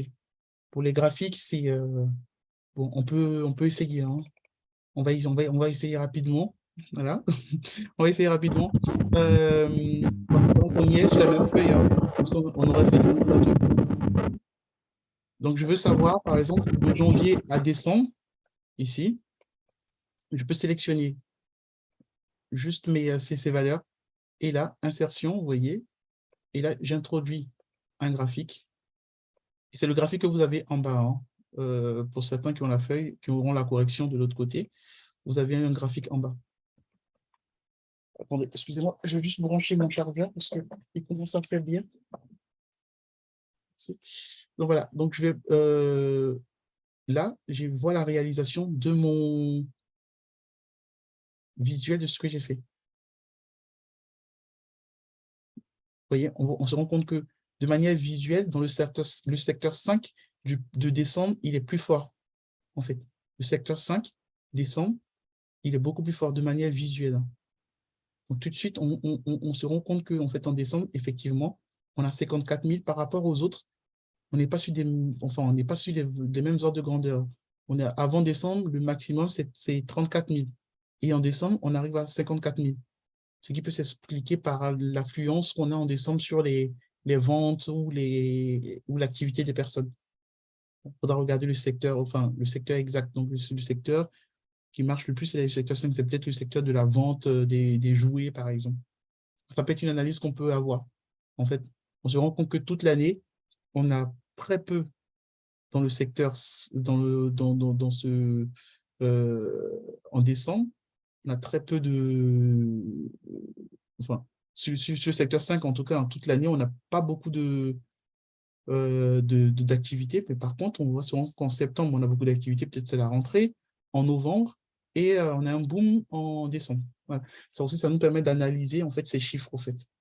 OK. Donc, pour réaliser un tableau de ce type, c'est-à-dire un tableau histogramme, pour n'importe quel tableau que vous avez, pour n'importe quel tableau, vous sélectionnez les données, donc insérer, et vous choisissez le graphique que vous voulez. Ça peut être, là, je vous ai fait en histogramme, mais ça peut être aussi, bon, ça ne sera pas très lisible, mais bon, ça peut être aussi en camembert. Ça s'appelle la représentation par camembert. Donc là, ici, on va voir de janvier jusqu'en mai. Bon, ça ne s'affiche pas, on n'a pas tous les mois. Ben, là, on va avoir tous les mois. Effectivement. Et là, on va avoir l'ensemble des données. Bon, ce tableau n'est pas approprié parce que c'est pas approprié pour ça. Voilà. Donc là, par contre, on va avoir ces données. Une fois que vous faites des tableaux, par contre, des graphiques sur des tableaux croisés dynamiques, vous avez la possibilité de filtrer dedans pour choisir pour faire des filtres un peu plus fins. Ça, c'est l'avantage du tableau croisé dynamique. Moi, c'est pas ce que j'aime, je préfère. OK. Est-ce qu'il y a des questions? Vous avez la correction dans vente corps. Donc, tout ce qu'on vient de faire là, vous avez la correction ici avec l'ensemble des données. Voilà. L'ensemble des données, vous avez la correction. Là, on retrouve le tableau croisé dynamique qu'on a fait. Voilà. On retrouve le tableau croisé dynamique avec le tableau ici qu'on a réalisé, mais ici, il y a une somme de chiffre d'affaires qui a été récupérée. Et vous avez toute la manipulation qui est expliquée ici. Donc, vous pourrez le refaire chez vous tranquillement. Et si vous avez des questions, vous pouvez vous exercer sur un deuxième tableau que j'appelais tableau dans la feuille TCD. C'est un tableau beaucoup plus grand aussi que celui qu'on a. Il comporte 284 lignes, il est beaucoup plus grand que l'autre. Et là, vous pouvez encore vous exercer en refaisant ce qu'on vient de faire. L'exercice avec du tableau croisé, montrer les salariés par site, par exemple. Tout simplement. Est-ce qu'il y a des questions? Non. Non? OK. Oui, une question, excusez-moi. Oui, je vous écoute. Oui, bonsoir Boris. Bonsoir. Désolé, en fait, je prends le webinaire en cours. Désolé, Oui. j'ai manqué le début. Du coup, je me demandais, est-ce Mhm. que c'est possible d'avoir eu l'enregistrement et toutes les ressources nécessaires pour pouvoir refaire ce que tu as fait dès le début ou pas? Oui, vous aurez, je pars sous le contrôle de la plateforme DSP, hein. D'accord. Normalement, il y a une vidéo qui sera mise en ligne et moi, je donne à toutes les personnes qui sont arrivées, hein, je ne sais pas si vous êtes arrivé à quel moment, Moi, je mais suis arrivé il n'y a pas très longtemps. On m'a dit il y a moins d'une demi-heure, d'accord, donc du coup, malheureusement. Oui. vous avez pas eu le fichier Excel, donc je peux partager le fichier Excel que j'utilise. Comme je l'ai dit, ça, je le partage gratuitement parce que je ne suis pas l'auteur. Donc, c'est D'accord, quelqu'un qui a bien travaillé et que je trouve, quand des gens ont bien travaillé, il faut juste reprendre leur travail et voir comment d'accord. on peut travailler. Et je trouve que c'est un bon moyen de se tromper. OK. D'abord, il faut essayer pour enlever déjà la peur de se tromper et pratiquer tous les exercices qu'il y a dans ce fichier. D'accord.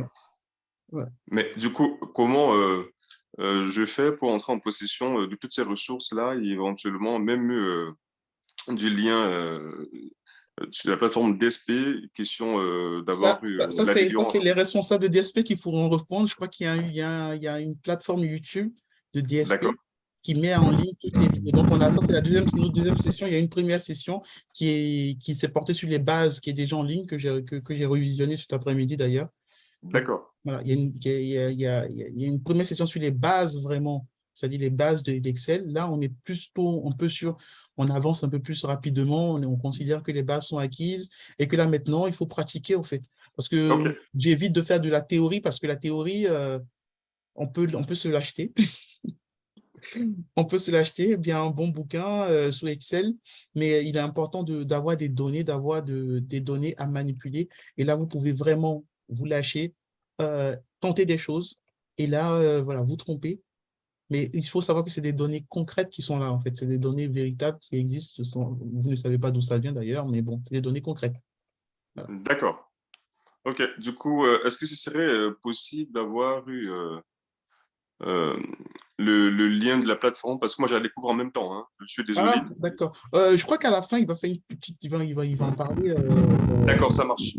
Il va en parler, le responsable qui nous fait la joie de nous inviter ce soir. Ça marche. Merci beaucoup. Ça marche. Donc là, on est sur TCD. Donc, vous avez TCD, TCD correction, pareil. Donc, vous pourrez toujours repratiquer ce qu'on vient de voir. Donc là, nous avons vu les formules, nous avons vu les secteurs. Ça, c'est tout ce que j'ai pu créer depuis qu'on a commencé. Voilà. Depuis qu'on a commencé. Ce que je voulais, pour ceux qui nous rejoignent un peu, qui étaient là lors de la dernière session, donc là, par exemple, sur l'onglet Exo MFSC, pardon, MFC, donc là, ici, vous avez un petit tableau pour vous amuser, hein, pour vous amuser chez vous, où on a les totaux par mois. Pareil, hein, ici. Donc, la formule elle est là, somme B10 à E6. Donc, soit je vous conseille de la réécrire pour ceux qui ne sont pas habitués, la réécrire avant de la tirer. Ça nous permet de maîtriser, par exemple, en fait, de maîtriser ce qu'on fait. Donc, par exemple, moi, je prends de là à là. Voilà. Et là, je vais la tirer jusqu'en bas. Exactement. OK? C'est important. Voilà. Et là, ça nous permet, l'énoncé, c'est mettre sous fond bleu et jaune tous les totaux supérieurs à, pardon, je vais élargir, à 10 000 euros. Voilà. Donc ici, tout ce qui est en 10 000 euros, au-dessus de 10 000 euros, je veux qu'il soit en bleu, sous fond bleu, par exemple. Comment je fais? Voilà. C'est un tableau dont je sélectionne mes données. Donc, je vais sur mise en forme conditionnelle, qui est là. Donc, surbrillance des cellules. Donc, je mets supérieur à, vous voyez, surbrillance des cellules, supérieur à ou inférieur à. Ici, je peux choisir entre, si c'est égal, si ça contient un test. En fait, je choisis ce dont j'ai besoin. Ici, j'ai besoin que ce soit supérieur à 10 000 euros. Donc, je mets 10 000 par exemple. Voilà. Et là, je mets avec remplissage rouge clair avec des tests rouge foncé. Moi, je peux choisir ce que je veux. Donc ici, la consigne, c'est de mettre sous fond bleu, pardon, en bleu sous fond jaune, pardon, en bleu sous fond jaune. Donc, je fais personnaliser. Donc, je veux mon fond jaune. Voilà, je peux mettre. OK. Donc, j'ai mon fond jaune. Et là, mettre en bleu. On va chercher à mettre les nombres en une couleur bleue, la police, en couleur bleue. Voilà. Donc, tout ce qui est supérieur à 10 000 euros, c'est bien en bleu, sous fond jaune. Ça me permet tout de suite d'avoir les résultats que je veux. Donc, si par exemple, ici, j'arrive il se peut que je me suis trompé au mois d'août, ce n'était pas 450, mais c'est plutôt, j'ai oublié un zéro. Peut-être que j'ai oublié un zéro. Automatiquement, vous voyez, le chiffre, il change et ça me passe au bon chiffre. Ça me passe en bleu, en jaune, pardon, en jaune, avec les écritures bleues. Automatiquement, j'ai mes pics. Donc, vous avez cette possibilité-là de faire si vous avez déjà des tableaux qui sont déjà construits et qui vous permettent d'avoir, vous avez un seuil qui permet d'avoir des alertes, vous pouvez le réaliser comme ça. Okay.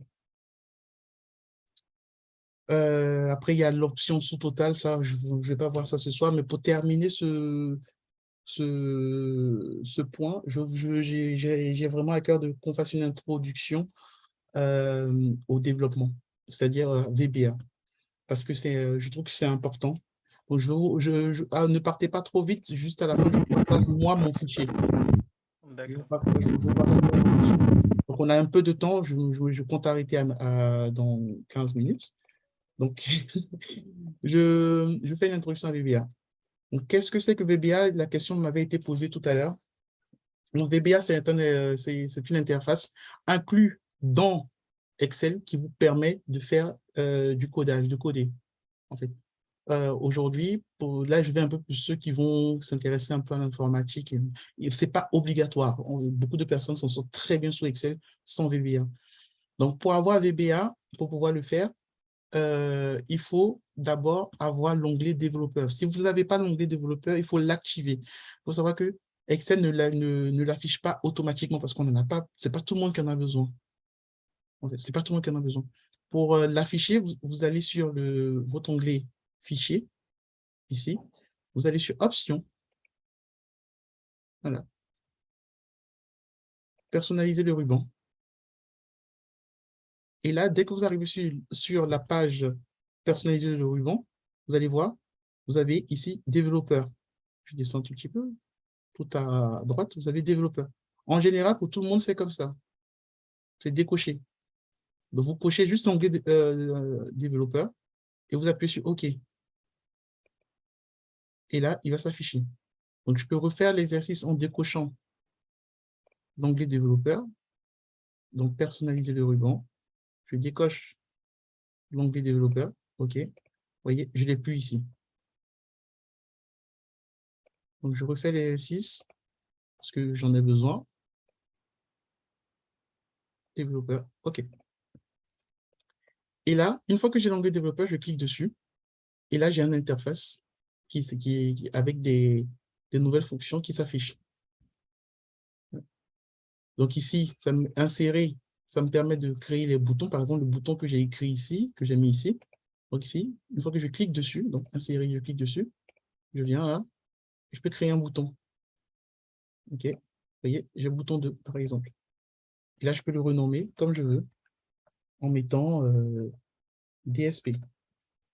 Voilà. Ça, je vous laisserai vous amuser un peu avec. Mais ce qui va m'intéresser le plus, c'est Visual Macro. Visual Basic, pardon. Visual Basic.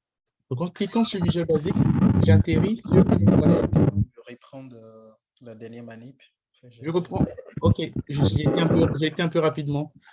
Je reprends.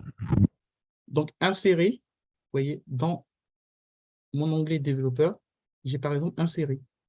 Donc ici, insérer, je vais avoir plusieurs fonctions. Donc, j'ai par exemple bouton, j'ai zone de liste déroulante. Si je veux une liste déroulante, mettre des listes déroulantes. J'ai cage à cocher. Très souvent, c'est très utilisé. Souvent, quand vous arrivez sur certaines interfaces, vous pensez que c'est sur du web. En fait, en général, c'est du VB derrière. Et on peut le transposer dessus. Donc ici, en cliquant sur, par exemple, je sais ça, hein, en cliquant sur bouton, vous voyez, j'ai décoché, je clique sur bouton. Donc là, je peux créer un bouton. Et je peux mettre OK. Hein, là, je n'affecte rien pour l'instant. Donc, il est écrit bouton 3. Donc, c'est bouton 1, bouton 2, bouton 3. Mon bouton 1, je vais l'appeler membre DSP. Mon bouton 2, DSP. Ici, mon bouton 3. Si je supprime tout ça, je peux mettre DSP 2, par exemple. OK? Donc, ce qui m'intéresse, comme je vous ai dit, là, vous allez pouvoir, si je passe en mode création, mais bon, ça, c'est pas utile aujourd'hui, en tout cas. Donc, je vais sur Visual Basic. Là, j'ai l'interface qui s'affiche. Et ce que vous allez remarquer, c'est que toutes mes feuilles ouvertes sont là. Sont là. Toutes mes feuilles. Ce qui veut dire quoi? C'est que, en fait, l'interface que vous voyez là, maintenant, en fait, c'est une interface où vous pouvez coder sur une feuille.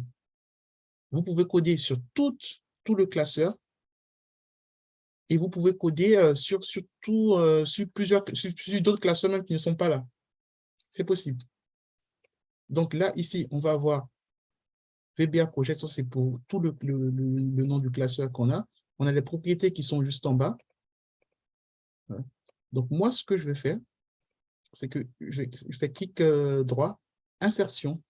Par exemple, soit j'utilise un user form, mais ça, on va le voir. Après, ça, c'est pour une deuxième, si on a la possibilité de faire une deuxième classe peut-être spéciale sur du VB, je peux faire module. Dans ce module, j'ai une page totalement vierge. Et là, je peux faire mon code.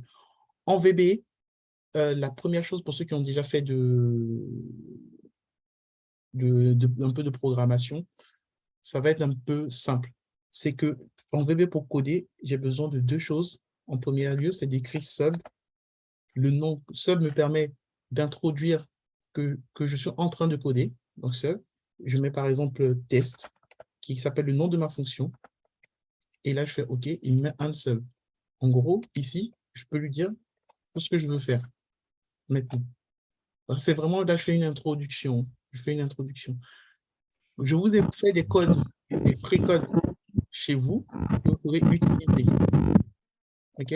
Et ces précodes-là sont sur la feuille VB. Oui? Si on peut utiliser n'importe quel langage pour la programmation. Non, vous allez utiliser le langage VBA. C'est un langage de programmation. C'est un langage VBA qui se rapproche un peu plus du...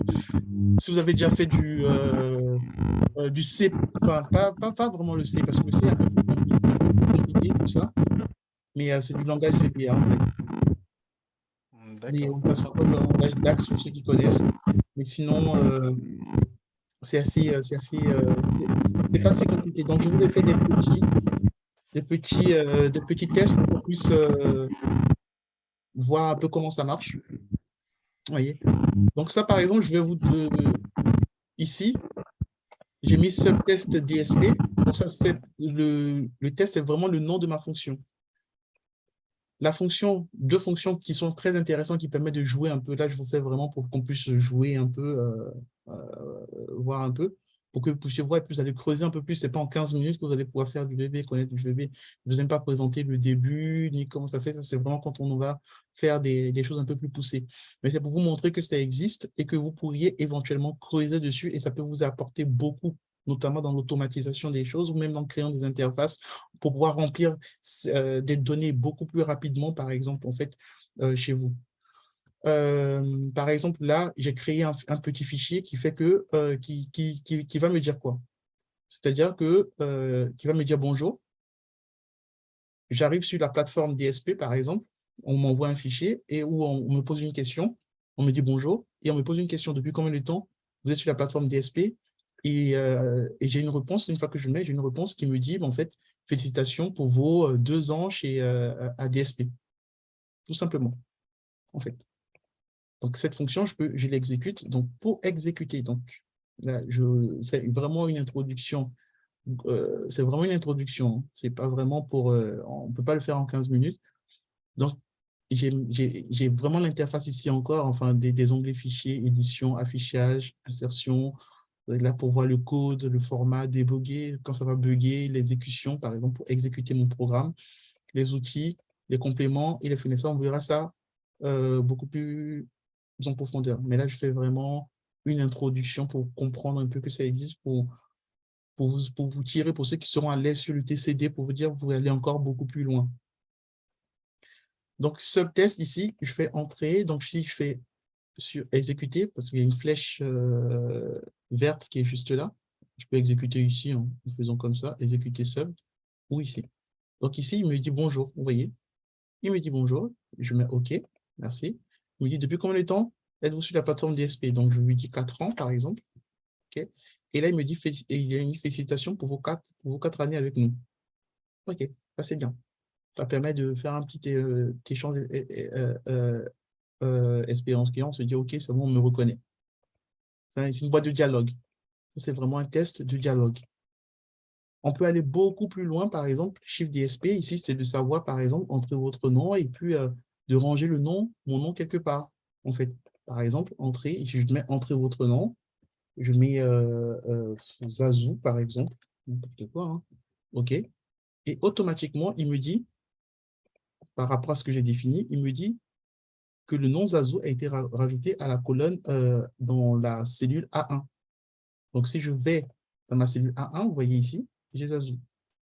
Et ça peut me permettre de remplir, par exemple, ma cellule A2, je peux mettre un autre nom, la cellule A3, je peux mettre un autre nom. Si je dois rentrer des chiffres à chaque fois, au lieu de toujours ouvrir aller chercher ma cellule pour remplir la dernière cellule, je peux incrémenter de telle sorte que je remplis à chaque fois une cellule. Donc, ça peut vous montrer un peu la puissance du truc. Ça permet vraiment d'automatiser les choses. Pareil, ici, on peut faire les sommes qu'on a vues tout à l'heure. En fait, j'ai fait un petit code ici. Comme DSP, c'est une plateforme vraiment pour des vaillants héros et des personnes, la majorité sont des personnes qui sont gagnées à Christ. Donc, ce que je peux faire, c'est quoi? C'est je peux dire, je crée une petite boîte de dialogue que vous pouvez tester chez vous. Entrez votre année de naissance, par exemple, je mets 2000, né en 2000, par exemple. Voilà. Entrez votre année de baptême, bah, je peux mettre, j'étais baptisé en 2020, pardon, par exemple. OK. Et il a dit, voilà, vous vous êtes baptisé à 20 ans. Je calcule l'âge, en fait, donc là, ici, j'ai mis 20. Je n'ai pas mis l'année derrière, donc voilà, vous êtes baptisé à 20 ans. Ça me permet de faire pas mal de choses. Voilà. Donc ça, vous pourrez le tester chez vous, faire des petits tests, voir un peu la structure, interroger un peu Internet, Google. J'attire vraiment votre attention dessus. Ce qui est important, c'est d'abord de définir les variables avec lesquelles on travaille. Par exemple, ici, la procédure dim, pardon, la fonction dim, permet de définir les variables. Donc ici, j'ai du string. Le string, c'est vraiment les chaînes de caractères. Je peux mettre du l'integer. L'integer, c'est vraiment quand je veux des chaînes numériques. Mais voilà, là, on n'a pas le temps de rentrer vraiment dedans. Là, je vous fais vraiment une petite démo pour vous dire, pour montrer rapidement ce qu'on peut faire avec ça. On peut faire énormément de choses. On peut coder des choses un peu plus complexes, mettre des conditions. Ça nous permet à chaque fois d'incrémenter, de se dire, en fait, de ne pas reprendre à chaque fois la même chose. On peut même enregistrer des macros. C'est-à-dire, une procédure que j'ai l'habitude de faire, à chaque fois, je peux l'enregistrer, en fait. Et là, ça me permet de gagner encore plus de temps, en fait. C'est ce que je fais. OK. Par exemple, ici, et le bouton que j'ai ici, par exemple, que j'ai créé DSP, je peux l'affecter une macro que j'ai créée. Oui. Donc, par exemple, en faisant un clic droit, je fais affecter une macro. Donc, vous voyez, là, toutes les macros que j'ai créées sont ici. Et donc, moi, je lui dis, ben, en fait, donne-moi, je t'affecte la macro test. Voilà. Donc, là, c'est bon. En cliquant dessus, je vais lui affecter une autre macro parce que la macro test ne marche pas bien. Donc, chiffre DSP, par exemple, voilà. Pardon. Et là, il me dit, entrez votre nom. Et automatiquement, ça affiche, ça prend en compte la macro que je viens d'afficher. Donc, OK, vous voyez, et ici, c'est la macro où on devait mettre le nom en A1, à ça et en A1. Donc, je n'ai plus besoin d'aller regarder mon visuel basique, j'ai juste à cliquer sur le bouton et ça marche. Pareil ici, en cliquant sur mon DSP que j'ai affiché, il me dit bonjour. Et là, il me dit depuis combien de temps êtes-vous sur la plateforme? 7. Félicitations pour cette année avec nous. Okay. Donc, ça nous permet de gagner un peu plus de temps sur des procédures qu'on fait peut-être de manière récurrente. Si, par exemple, je tiens un livret DSP, que je veux rajouter une nouvelle personne, en fait, j'ai juste à cliquer là et à lui dire de m'incrémenter si à la variable au champ supérieur, si il est vide, s'il est rempli, par exemple. Donc, si A1 est rempli, qu'il me mette en A2. Ça, on peut aussi le faire. Et automatiquement, qu'est-ce qu'on fait? On va remplir nos fichiers sans forcément aller chercher la cellule écrite dans la cellule, en fait. Voilà. Est-ce qu'il y a des questions? Non, j'ai pas de questions. C'est intéressant. Voilà. Ça, c'est vraiment une ouverture. Hein. C'est vraiment une ouverture. C'est vraiment une ouverture pour automatiser. Moi, je l'ai utilisé avant. Dans mon ancien poste, je l'ai utilisé énormément parce qu'il y avait des choses que je faisais de manière récurrente, de manière vraiment récurrente. Ou j'avais par exemple, si tu as des clients qui vont arriver, en fait, au lieu d'aller chercher la dernière ligne, si tu as un fichier, par exemple, là, c'est facile quand il y a 10 lignes, mais si tu as 10 000 clients, en fait, tu ne vas pas aller chercher la 10 000e ligne à chaque fois rentrer les données. En fait, tu crées une petite macro et qui te permet juste avec un bouton, tu rentres les coordonnées, ça peut être le nom, l'âge, l'adresse. J'ai juste à remplir sur ma boîte de dialogue et automatiquement, ça incrémente mon fichier, je l'enregistre et j'ai plus à m'en faire. Et ça met directement à jour mes tableaux croisés dynamiques ou autres, par exemple.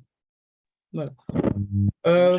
Pour conclure, n'hésitez pas à profiter de ce fichier.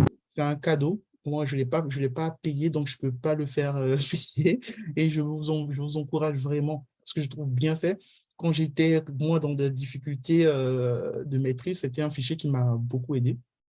Ça permet voilà, en fait, de décrisper, quoi, parce que très souvent, on a tellement peur en entreprise de mal faire, ou même lorsqu'on on est en TP, pour ceux qui sont étudiants, de mal faire, que souvent on est crispé par Excel. Donc là, vous avez énormément de choses avec enfin, le corriger, quoi. Donc, n'hésitez pas. N'hésitez pas. Et puis, si on a une prochaine session, ça faudra contrôler le temps. Si on a une prochaine session, on va aller encore plus en profondeur parce que vous allez peut-être venir avec des questions. Ah, j'essaie de faire le tableau croisé dynamique, ça, je n'arrive pas. Et là, ça devient beaucoup, beaucoup, beaucoup plus intéressant. Parce que voilà, après, là, vous avez énormément de cours en ligne hein, qui vont vous expliquer la théorie derrière Excel, comment c'est les cellules. Bon, moi, j'ai beaucoup écouté ça, ça ne m'a pas beaucoup aidé. Moi, je vous le dis clairement. Ce qui m'a aidé le plus, c'est la pratique. Donc, je préfère faire des choses qui sont vraiment pratiques. Donc, je vous donne des choses pratiques. Allez-y. Vous avez le droit de vous tromper. Si vous voyez que vous êtes perdu, vous êtes trompé, ben, fermez et recommencez. Tout simplement. Fermez et recommencez. Et là, vous avez le droit de vous tromper. C'est votre fichier, c'est vous, avec des données. Il y a énormément de données. Donc, il y a les graphiques. On n'a pas eu le temps de tout faire, mais il y a des graphes avec lesquels vous pouvez travailler. Par exemple, là, ici, c'est une fonction avec des minimums, maximum, minimum. Donc, voilà, vous pouvez regarder les moyennes euh, de toute une plage. Et puis, la prochaine session, venez avec des questions. Si on a une prochaine session, venez avec des questions, des débogages, des problèmes. Moi, j'aime beaucoup résoudre des problèmes. Et là, je me dis, OK, là, comment on fait? Là, on s'assoit, on réfléchit. Pourquoi? Parce que Excel, à chaque fois, moi, en tout cas, jusqu'à présent encore, je découvre encore l'outil. Parce qu'il y a des choses que je pensais, enfin, où je trouve des cas, on me dit, ah, j'ai dit, mais ça, comment je fais? Et c'est ça qui est le plus important. Voilà. Est-ce que vous avez des questions? Vous avez des... Oui, j'ai quelques questions. Oui. Allez, on prend 5 minutes de questions. D'accord. Du VBA et au fait, j'aimerais savoir s'il y a d'autres langages qui font avec Excel. Par Non, exemple. Excel, exclusivement, c'est du VBA. Bon, il y a le langage DAX qui est un langage Microsoft. DAX, pardon. Vous pouvez regarder le langage DAX, ça c'est DAX, qui est aussi un langage plutôt pour BI. C'est aussi un langage de Microsoft qui permet de faire le DAX. Et VBA, enfin, c'est quasiment, ce sont des cousins. Voilà. Mais ce n'est pas exactement la même chose, mais ce sont des cousins.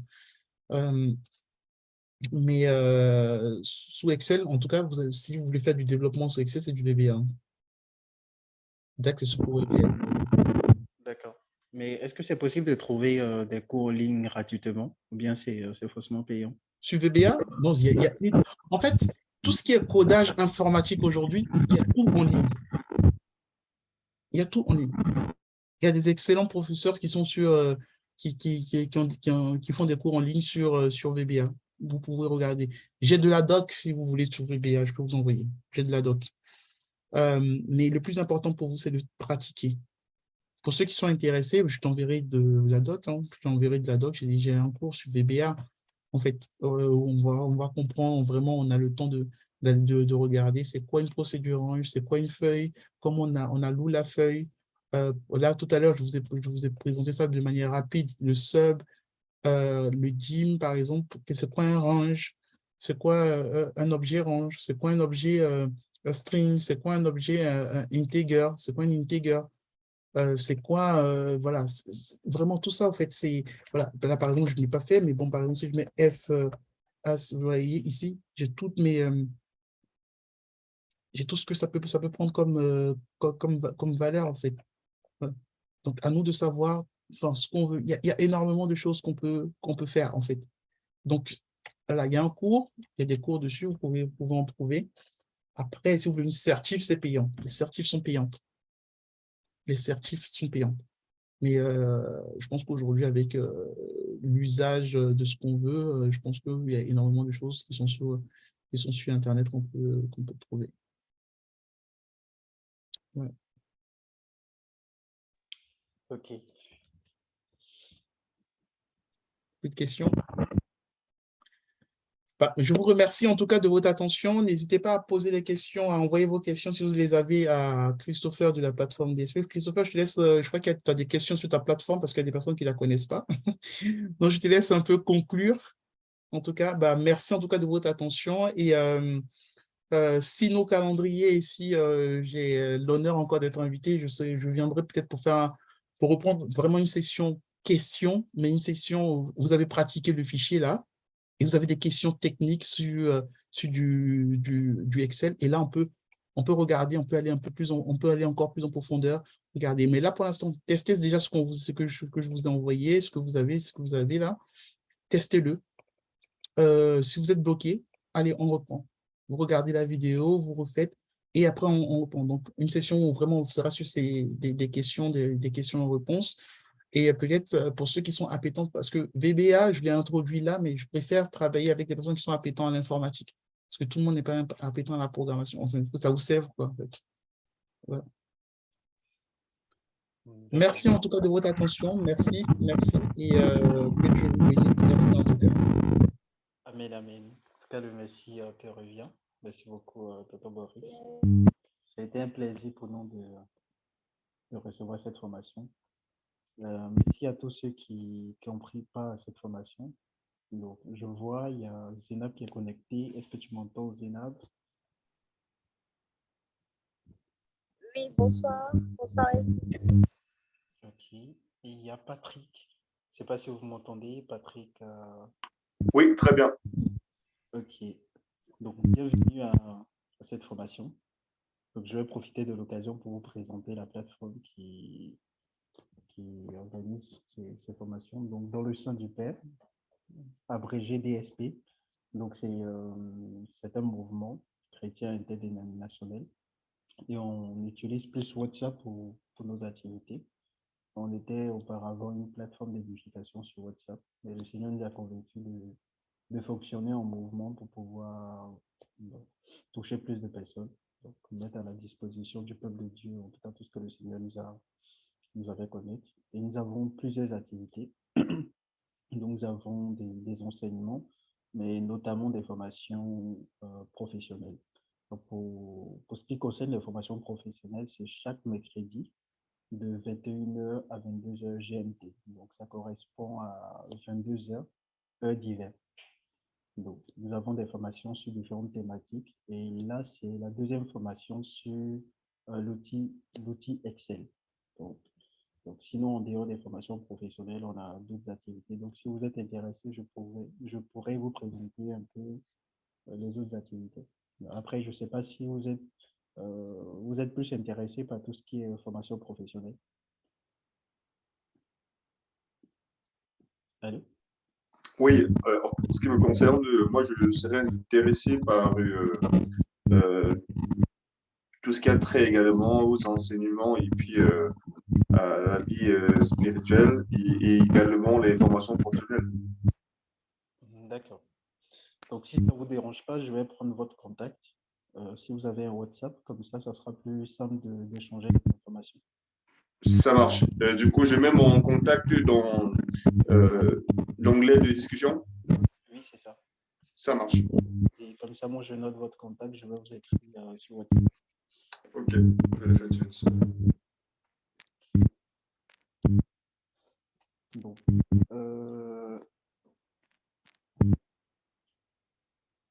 donc, pour tous ceux qui vont suivre la formation en ligne, donc vous qui suivez cette formation, ou encore qui vont suivre cette formation, si vous voulez vraiment entrer en contact avec nous, vous pouvez nous écrire dans le sein du Père officiel @gmail.com et on prendra le temps de répondre à toutes vos questions. Et si vous avez besoin aussi de documentation ou d'entrer en contact avec notre formateur, eh bien, on verra dans la mesure du possible, comment vous mettre en relation avec notre formateur pour répondre à vos questions. Donc, que le Seigneur vous bénisse et puis on vous invite à suivre toutes les autres vidéos, disons les enseignements, les formations que nous avons sur notre chaîne YouTube dans le sein du Père.